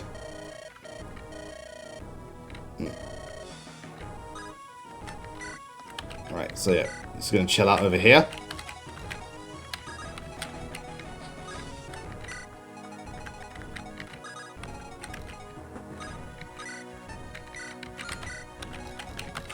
And away we go. So we just got one hell of a defensive line, but we'll be okay. You're adorable. Oh, I want to see Ghost in the Shell in the cinema. You know what's funny? I even, as someone who is a fan of Ghost in the Shell, I actually really like the live-action anime. I think it's one of the better live-action anime adaptations. Now, that bar is pretty low, but live-action Ghost in the Shell doesn't get enough credit. I really, you know, that's actually how I became a big fan of Chris Stuckman. He reviewed it, and while he wasn't perfect, again, a lot of the stuff I really liked about it, he pretty much echoed my thoughts. And if you're a fan, there's a lot of stuff in there. Like, the movie incorporates a lot of elements from various Ghost in the Shell properties. Yeah. I really hope that take does not reach the ears of my friend Inava, because she would crucify you for saying anything nice about that movie. Oh, well, I'll fight her for it then. I'm sorry. I saw, again, and I'm a huge Ghost in the Shell fan. Because again, I own Standalone Complex, I own the original movie, I own the second movie, I own Standalone Complex Season 2, both Arise movies, and the new Ghost in the Shell, the new movie, and the live-action movie. It's like, right. No, but again, to each their own. I get if you don't like it, but I really like it.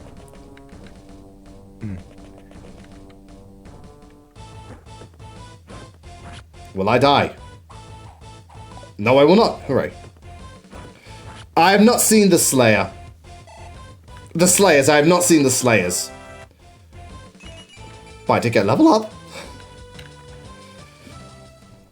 Yeah, Production IG did Ghost in the Shell. Honest to God, one of my favorite production studios. I love Production IG. They do so much good stuff. Fun of the videos are in Pokemon? Some of the, you know what's funny? Misty's in Berserk. Oh, really? Rachel Lillis? Yeah, she was Princess Charlotte. Huh. Yeah. Oh yeah, I can't use magic now. Darius like, oh shit, I can't use magic. Yeah, Misty was in the 1990s Berserk adaptation. That's news to me. Indeed, it is certainly something that makes you go, huh. Huh, neat. Right, who had the... You have the blue gem. Okay. Just fascinating, isn't it? Right, who's wielding what? I mean, I think for some people in Pokemon, Misty might have been their first crush, which, you know, makes sense.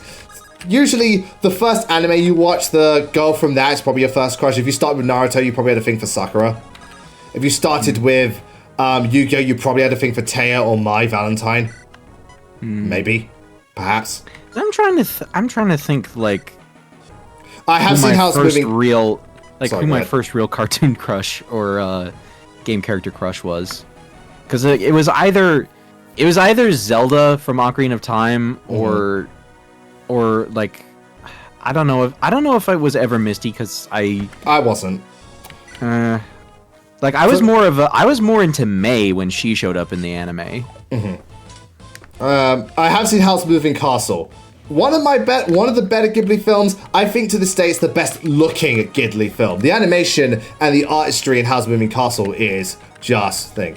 Yes, Sakura was a bitch. Yeah, and the anime hated her because one of the biggest memes is that Sakura just got fucked over in the anime. She just became useless. I can't confirm because I haven't watched it, but I know the stories. I mean, to be fair, you know, a lot of the supporting cast of Naruto kind of didn't get to do much towards the end of the series. Fair enough. And one of the things I find interesting is some people, because obviously, like, some people really like Sasuke more so on the women's side, but there's other people which would point out that Sasuke is fucking awful. Yeah. But then there's the whole thing of, I can save him. And it's like, oh, Jesus. We're going down that route again. Well, Sasuke did kind of, he wasn't the first one, he did kind of popularize that trope, the I can save him trope. Yeah, let's not do that trope, honestly. I mean, because it's like, okay. To be fair, like it can be done well, as is the case with just about any storytelling trope, but it's kind of toxic to you know, think that way in real life. So, well, the whole thing is romanticized to begin with. Oh yeah. It is what it is. I think my first crush in terms of a show was probably, again, from Batman the Animated... It's not Batman. From Spider-Man the Animated Series, I really liked Felicia Hardy, because obviously watching Spider-Man, the character design is a bit more mature, and Felicia was Black Cat, and I was like, damn! Yeah. What do you call it? Oh, you mean the Wind Rises Hades comic? Yeah, that was meant to be Miyazaki's last film. There's like, lol, Boy and the Heron. But yeah, I know which one I'm talking about. As for Game Crush, I don't know who my first Game Crush was. Yeah, back then, I was gonna say, because I mean, Samus is the one that I think would be obvious, but like, Samus... I didn't play Metroid until 2007 though. Yeah, and also I don't feel like people really started taking note of Samus until the Zero Suit was a thing. Well, because again, as a kid, I probably wouldn't have 100% in Metroid, and that's how you get the what do you call it? That's how you get to see Samus in her Zero Suit. Yeah. So Samus was... I didn't play Metroid until 2007. So I'm thinking of games I played back then. Like, I did play Zelda, but I didn't really have any crush on anybody. I played Mario, but didn't have crushes. I played Crash Bandicoot. No way, ain't no furry. And Sonic was the same. No one. Yeah. It's hard to say. What else did I play as a kid? But again, I was mainly into kiddie cartoon platformers. I didn't have a crush on any of the characters because a lot of them were anthropomorphic, and I'm not into that. Mm-hmm.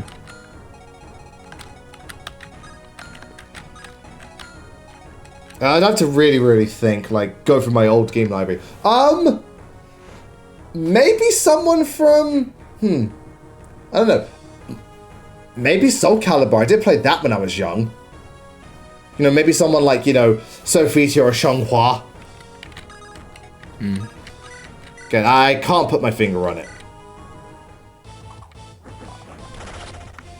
And again, I didn't play Fire Emblem until 2004, so, you know, by then I would have been like 11. Yeah, it's hard to say. It's hard to say, ladies and gentlemen.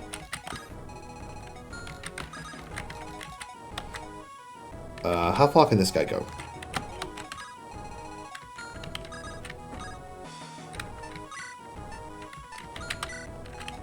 You know, for someone, you know, it's funny that his dad has a go at him a lot, considering his stats are pretty good. Yeah. Well, again, Aqua, I did at least try to give these pre-promotes relatively good base stats. Yeah, you want them. You want them to be useful. Well, Aqua, where do you want to begin? At the beginning. That would help. Yes. Where do you begin? At the beginning. But yeah, so gaming I can't put my finger on, but was definitely what you call it for. Definitely Felicia Hardy for thing. Though my first Disney crush was Princess Jasmine. That or Megara from Hercules. Thanks for everything. I hope it's been a real slice.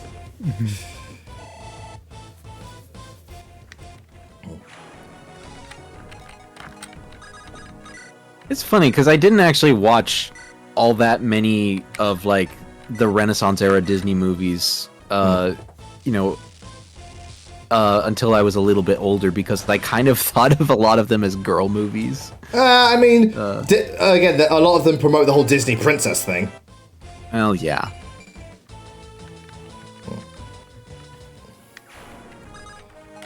And to this day, that's how Disney make a lot of their money. You think it's through movies? Hell no! Merchandise! That's where the real money is. Hell, that's where Game Freak makes most of their money. Pokemon merchandise. You want to make money off a property? Merchandise.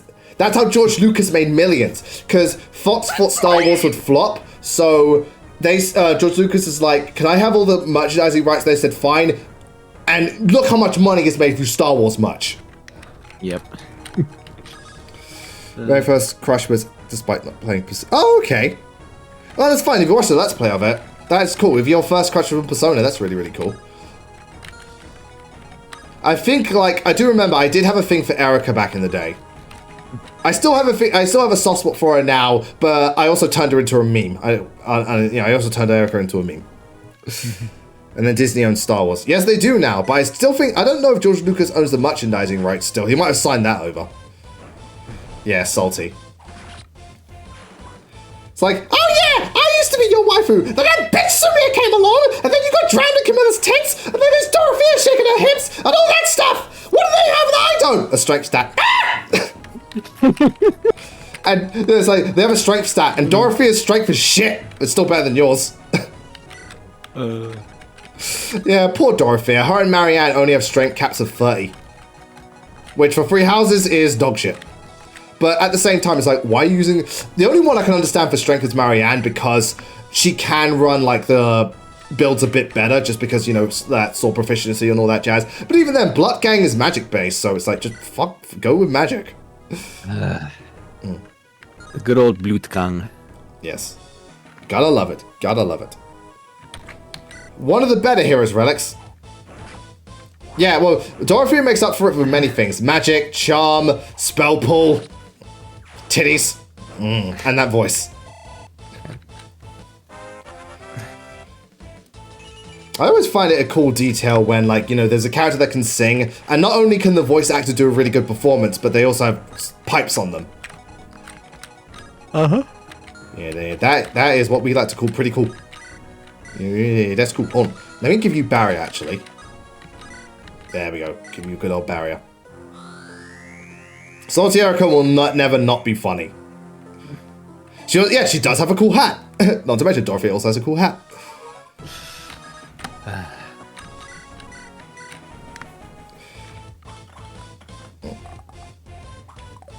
Oh! Alright, well, now you're just showing off, Farah. Great shield! Farah wasn't gonna hurt. Great shield! Farah, great shield! Curb Your Enthusiasm theme.mp3. Yeah. Farah, you just can't great shield your way for every problem. Great shield! I think we have discovered a new meme for this playthrough. Yeah. I want to see how often Farah activates it. Oh, 25 speed, nice.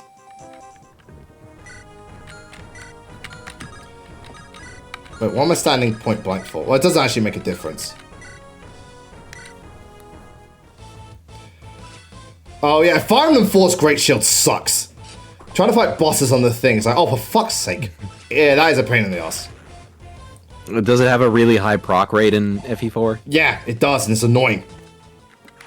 Because here, it's the same percentage as the unit's defense stat, which is Can only go actually as high as kind like of high. 20. Yeah, which is can only go as high as like 30. Yeah.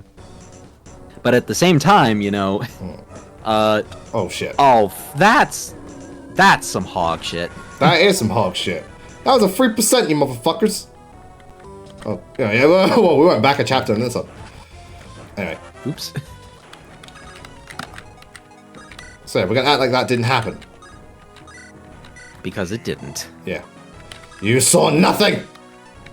I'll put barrier up too, I mean... Fuck me, man. That's all I gotta say. Fuck me. I mean, it was a Geist tome, so the barrier usage did not matter. Yeah.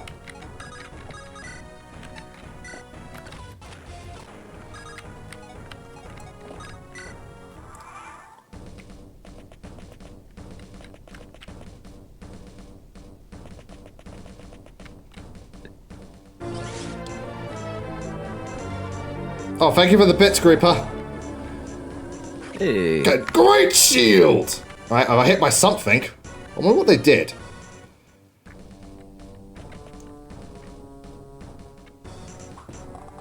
Ow! Geist is basically Luna, yeah. Yeah. Only unlike a Sacred Stones, it doesn't suck ass. Oh man, talk about something that got nuffed into the ground. I mean, granted, it was kind of broken in FE7, but they nuffed it into oblivion in Sacred Stones. Yeah. It's like, it's one of those things where it's like, you know, I get wanting to fix stuff that's overpowered, but like, don't overcorrect in the other direction and make it useless. Yeah, Blizzard. That's kind of one of the things that's like, you know, people really don't like it when they change the effect of Yu-Gi-Oh cards, because half the time the effect just goes overboard in fixing it, and it just makes the card completely unplayable. Yeah, again, when you take an extreme approach to solving a problem, it just makes more problems. Yeah.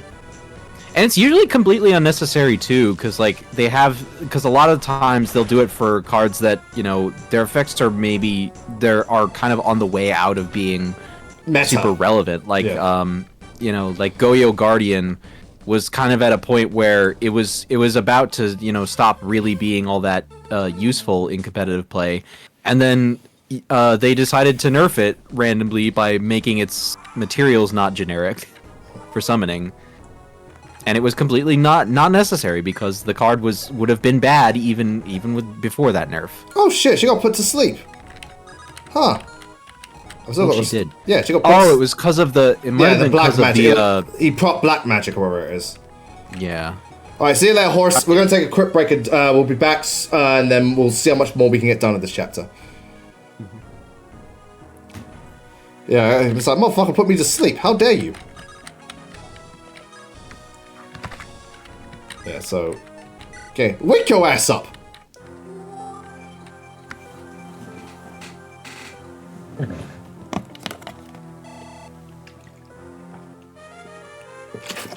Ugh. Cool, and we can move again, but we're gonna probably dance this time. In the meantime, let's get rid of this lot. Well, let's kill you first, because fuck you. Oh, what's this guy got? A killing edge. Alright.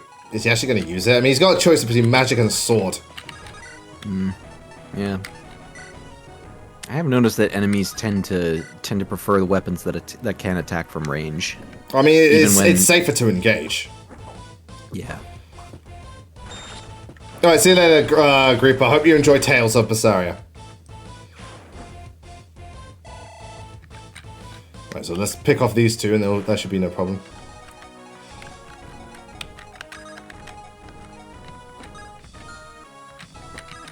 I mean... Oh, right. Well, like, the Forbidden Limited list is... Like, usually that's how they get rid of problem cards in Yu-Gi-Oh! But, like, sometimes like, they'll change the card effects in order to make it so that those cards can be taken off the list, which, like... a lot of people really don't like it when they do that, and I kind of am of the opinion that it's usually like not that necessary, because the thing is that half the time what Yu-Gi-Oh will do is that they'll just make cards that have similar effects to the banned card but worse. So yeah, I don't know. Feels kind of redundant. Oh damn! Look at that level up. Also, yeah, Makoto, I know about the Gundam Seed movie. I didn't see it, but I'm familiar with Gundam. I'm big... Gundam is my... next to Ghost in the Shell is my favorite anime series. Alright, no, Gundam is my favorite anime franchise. Yeah. Yeah. Also, Tackle is a big Gundam fan. He's really big into mecha anime, so Tackle's very familiar with Gundam. And Gundam Seed is... the original Gundam Seed, I think, is underrated. The original Gundam Seed. Not a fan of Seed Destiny. Yeah. Well, to be fair, Gundam Seed Destiny seems to be like the black sheep of the Gundam franchise, from what I've heard. Well, there's a lot of bad Gundam stuff out there. There's also a lot of good Gundam stuff. I mean, like, one of the black sheeps is G Gundam because it's very different, but it's really fun. It's a black sheep, but a good one. All right. Who can I reposition into? Oh, it's rescue. My bad. Let's see about picking off these people. Yeah, the dude on the boat's making his way here. Right, so get rid of you. I don't think that Berserker at the top left can reach the house on this. Well, here's the thing, Tackle. It depends on how you interpret it. Like, black sheep is usually how do you define black sheep? Because I find the black sheep is the one. Quality is subjective, but it's usually when it's considered very different of the series or not concurrent with the series norm. Hence why Zelda 2 is the black sheep, because no other Zelda game's a side-scroller and stuff. Or Mario 2 is a black sheep because it's based off an already existing video game, Doki Doki Panic. The reason I say G Gundam is a quote-unquote black sheep is because most Gundams are space operas. That one's basically a shonen anime tournament fighter. Or at least at the time it was the only one. It was very different from the norm than what Gundam was. Yeah, we've got more of them now, but at the time it was very, very different. People liked it, but it was definitely different. I mean, they liked it, racial insensitivity notwithstanding. Good old anime bullshit. Well, no. Well, Destiny being polarizing, it's weird because I think Destiny was a weird situation because Destiny feels like essentially Destiny feels like a modern version of the original Gundam, and obviously coming off the heels of Gundam Wing, I'm not sure everyone was down with that. Because remember, like, you know, Seed was like a follow-up to Gundam Wing, and it didn't do what Gundam Wing did, and I think people weren't down with that. Tackle probably has a better understanding than I do. I'm not super with it when it comes to the Gundam fan base. Sorry, man, I'm just not with it.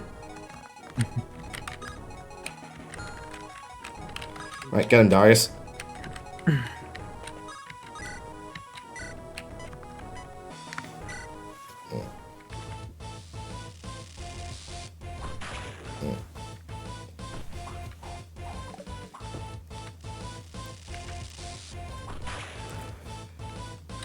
I mean, is there even a... Well, you know, I would say up until Echoes, Gaiden was the black sheep of Fire Emblem. Up until Echoes.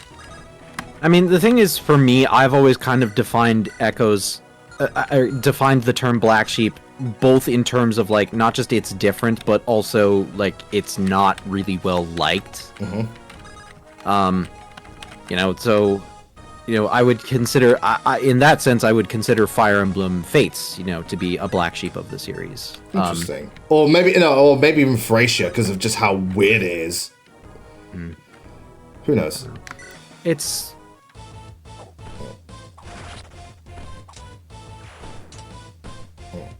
It's kind of a nebulous term, so... I mean, there is room for interpretation. Yeah, also, yeah, you are correct, Tackle. Gundam Wing is seen as overrated by the masses these days. Still good, but people do see it as overrated, because back then, Gundam Wing was the fucking shit. But then you watch it now, it's like, Gundam Wing's good, but, you know, it's not perfect. But a lot of people will, obviously for them, because of also Gundam Wing tried doing something different as opposed to, because it was one of the first Gundams to be completely independent of the Universal Century storyline. It just did its own thing, and because of that, it was able to appeal to people more. Not only that, but Gundam Wing also, the one thing Gundam Wing has over other Gundam series, it has some of the best Gundam designs, and because of that, the model kits were really, really popular. Because the designs they used for the Gundams were so fucking good. Seriously, man. Wing Zero and, like, Death Scythe and so on. Oh, they are some sexy Gundams. Epion. Jesus. Yeah, I'm sorry. The Gundams in Gundam Wing were sexy as fuck. They really outdid themselves. Right. I'm gonna go this way.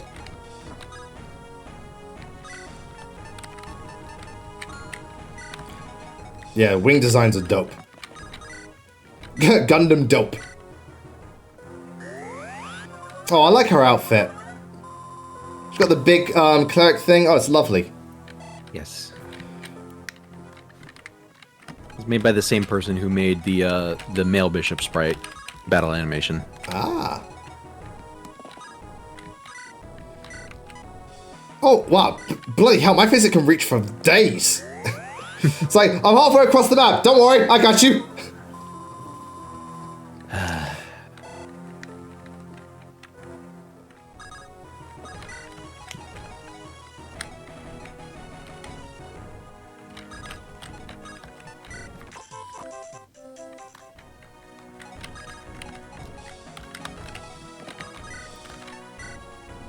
Hang on, my dad's trying to talk to me. No problem, no problem. Right, let's try and get you with this. We've got a high crit rate, so let's go for it.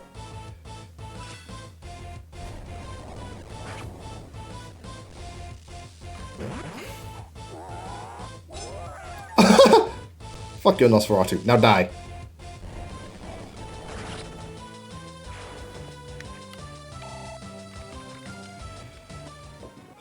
Ugh.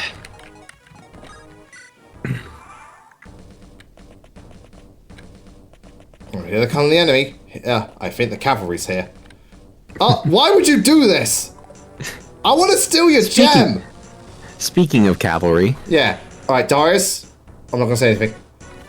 Of course. I wasn't gonna say don't crit, but he crits anyway. That was the guy with the blue gem. No, the guy with the blue gem was a ranger. Oh, my bad. Sorry.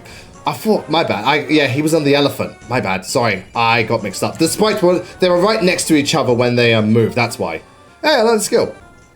I was thinking about it. Yes, I was certainly thinking about it. Your Darius has learned Aether. Oh, no, he's not an elephant. He's a bone knight. My bad. Ether. Remember when that was Ike's exclusive skill and then Crumb stole it? It's like, you motherfucker. Yeah, it's now one of the default skills for the lords. Yeah, that comes with the skill systems patch in FE Builder. Yeah. Well, also a lot of lords have it now. Oh, sweet Jesus! Oh my God! Right, now let's go and kill the rest of them. Right, so there's a sword. You've got horses and elephants and flyers. Oh my! We got. You know what's funny? We got elephants, and I was just watching Return of the King earlier today. Wow. Yeah. That is pretty interesting, actually. It's also a little sad because obviously it's Return of the King and with the elephants and King Theoden dying. Mm-hmm. So, yeah.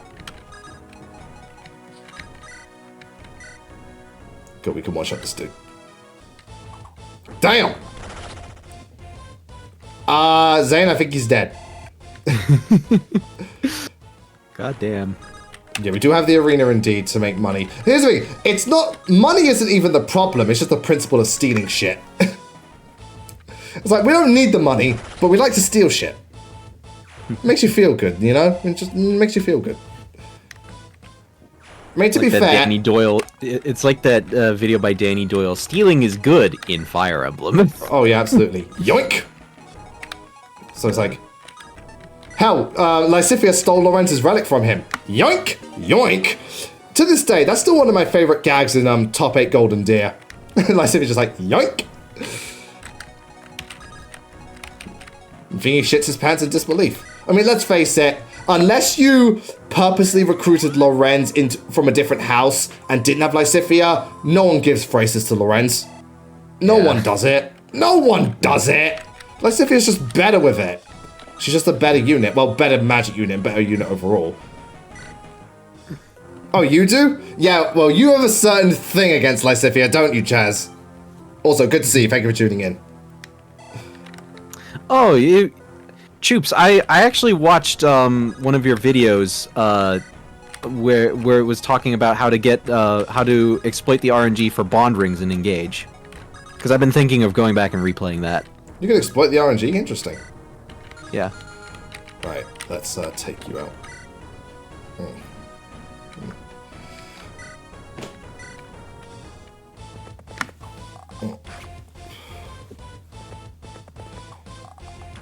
Hoorah. I do find it interesting that Choops Choops has the same name as the Chaz. Mm-hmm. Right, so block off that entrance. Can I? No. Oh, the motherfucker's got Brave Bow. Ah, that's how it's gonna be. It's like, oh, this is how it's gonna be, huh? Well, fuck you. Tiamak, in this hack, the Devil Axe basically lowers your defenses dramatically. Mm-hmm.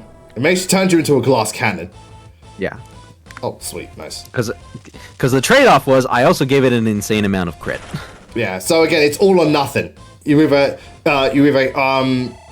kill them or you die. Someone has to die when they use a Devil Axe. That's how it's gonna be. Pretty much. So no backfire. Yeah, exactly. Right, hold on. Let me hit you. Wait, I've got a Rider's Bane. I just realized. Excellent.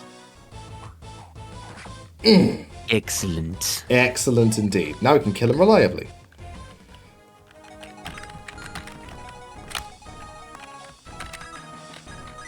Use the hatchet just in case. Because then again, that mage might attack me from a distance. I always love like when heroes throw hatchets in the GBA or axes in the GBA. Just that boom! That impact it has is beautiful. That's good sound engineering. Now we fly. No, I would not reach. Okay, fair enough. Let's go to the shop. Oh, wait, Not unless wait. you move Willow first. Well, no, here's the thing, because even if I stand there, I need free range. And if I stand, so it's, if I'm there, 1, 2, 3, I won't reach him. Which controller do you use? I use mouse and keyboard. At least for this. For this, I use mouse and keyboard. If not, for PC games, I use my Xbox 360 controller. Still the best controller Microsoft's ever produced and one of the best controllers of all time. Hell, I think if I was to rank controllers, I think Xbox 360 might be number 1 or number 2 in terms of just how good it is. I can't think of a better controller in terms of the everything. Yeah, I know Xbox 360's D-pad is lacking, but so is the GameCube's, and that controller is sexy as hell. Because, like, the PlayStation controllers are really good. I love them. The Switch Pro and Wii U Pro controllers are really good. The SNES controller's great. GameCube controller's great, barring the D-pad.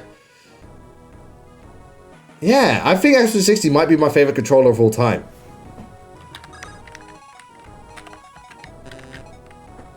Again, I'm just thinking. Also, I'm gonna come back to the shops later because I can bring out the silver card. Yeah.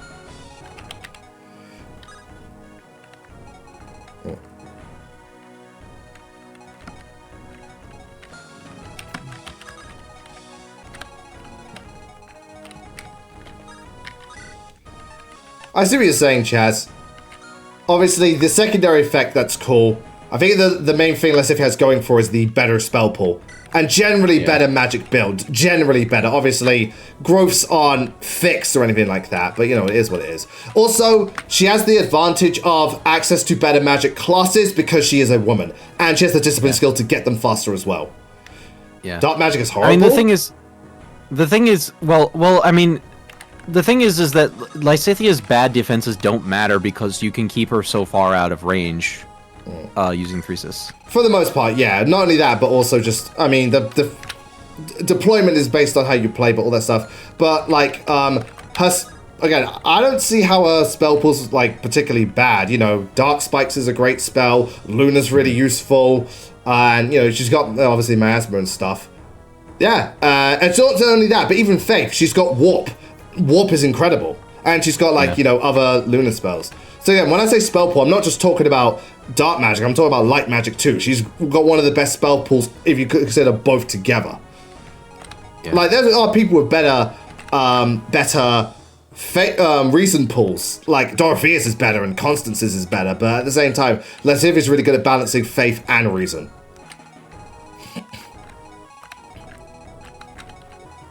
Wait, do tomes have weight in that game? Sorry, again, thingamajig. Alright, that I get. That is a good question, because I mean, they're not tomes, they're just inherent spells. Also, okay, so the base hit rate, fair enough. I see what you're saying, but again, I think, yeah, the bad hit rates I can get and stuff like that.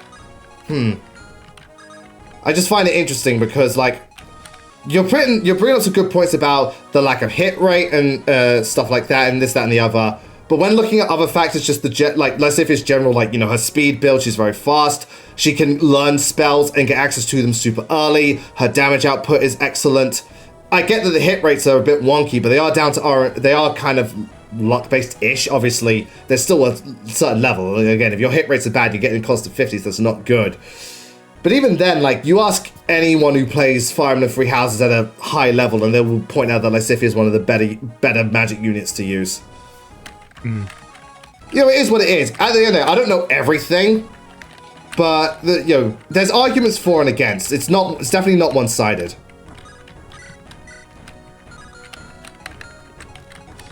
Just interesting to bounce ideas back and forth because the hit rate is definitely something to consider. The lack of hit rate that hurts. Yeah. Although there are a fair amount of I mean, you do have to keep in mind that when analyzing a unit's potential in objective terms, objectivity does not care about your personal feelings. Oh, absolutely. That's why I'm trying to, you know, take out the personal stuff. But some of it is, you know, some of it is objective and all that jazz. Yeah, you got to specify what you're looking at. You can have preferences, like, you know, and stuff like that. Like, obviously, Chaz bringing up the thing about Lorenz making better use out of the defensive thing. That's cool and all, but that's more of a preference thing, considering how, considering what the general thing when it comes to mages and all that jazz. Yeah. And again, you know, Lysithea does not really need to care about the defense aspect of it. I think the also thing that helps her the most is the magic class access she has. Gremory, Valkyrie, Darkfly. I mean, Darkfly's DLC, but she still has Gremory and all that stuff. Yeah, Lorenz has Dark Knight and so on. But they both share Dark Knight, even though Lorenz will get it faster. But Gremory is really damn good, and just yeah. Granted, Lorenz has Dark Mage and she doesn't, or Dark Bishop, so there's that. There's a lot to consider, ladies and gentlemen. There is a lot to consider.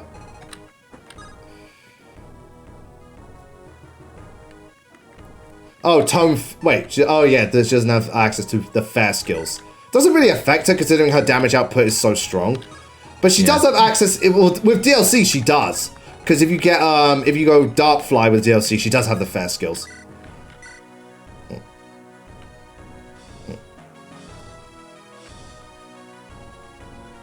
Well, we are coming up on time. Well, also, hold on. Oh, yeah, thank you. Well, if she doesn't have access to fair skills unless she goes Dark Knight... Well, is that the same for Lorenz unless you go Dark Bishop? I don't know if Dark Bishop has the fair skills. I can't remember. I believe that Dark Knight does get Tome Fair. Not Dark Knight. No, I'm talking Dark Bishop. I know Dark Knight does, but I don't remember about Dark Bishop or, you know, Dark... Dark... What's the other one?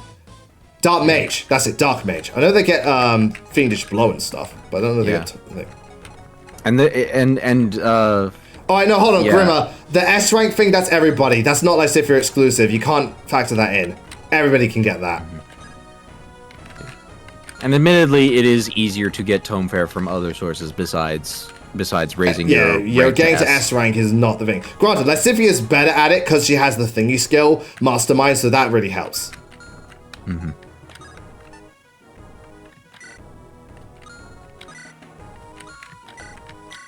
Most often lady, good to see you. Crawls in just before the end. It happens sometimes. Time zones, what are you gonna do? Time zones and other BS. Constance, Annette, Dorothy, and Marianne, let's see if it will break the game in four pieces. Depends on the thing. Like, and Dorothy is not that busted. Neither is, again, Marianne's good, but she's not busted. Yeah.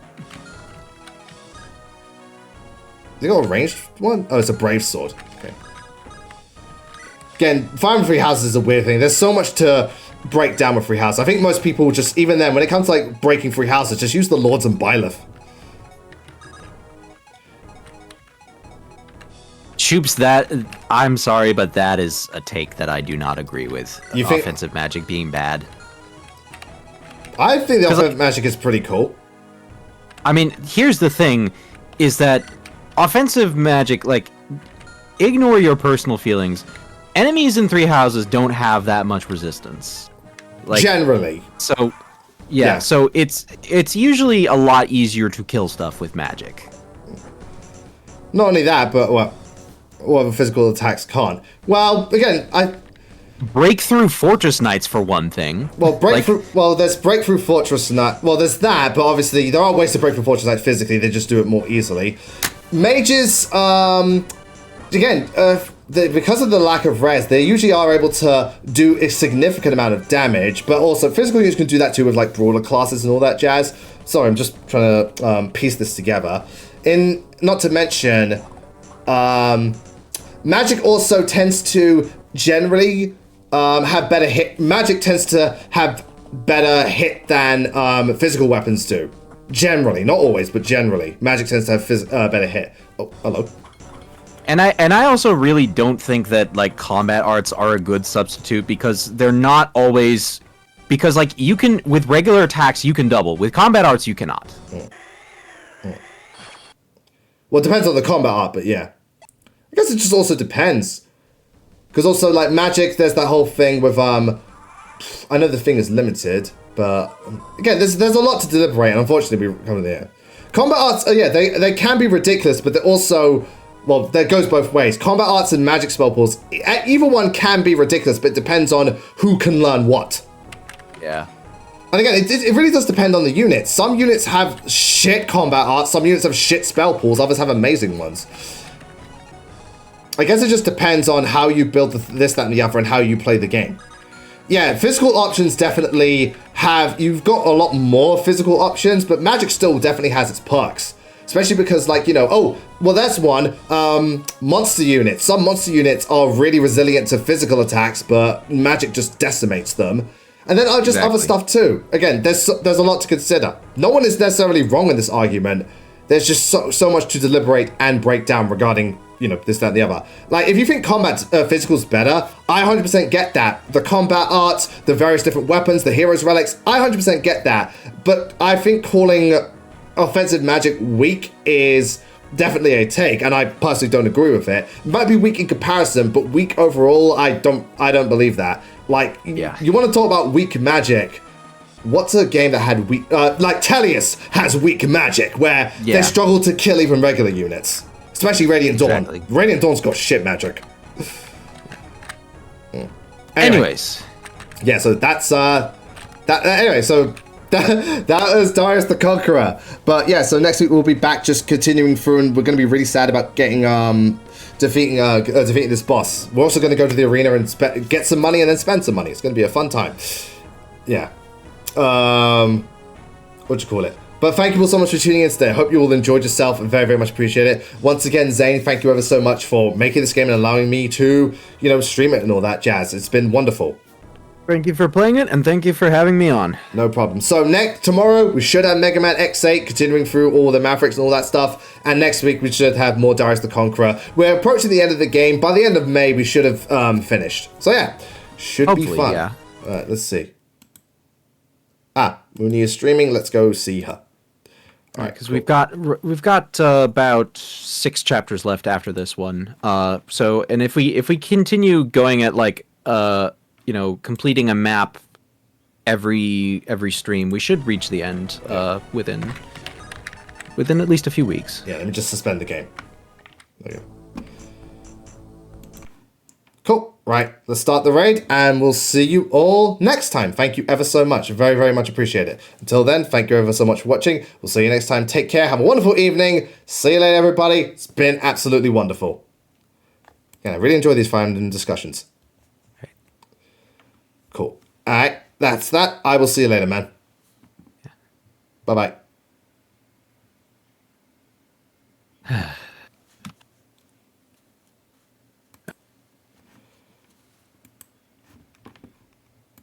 Who are you playing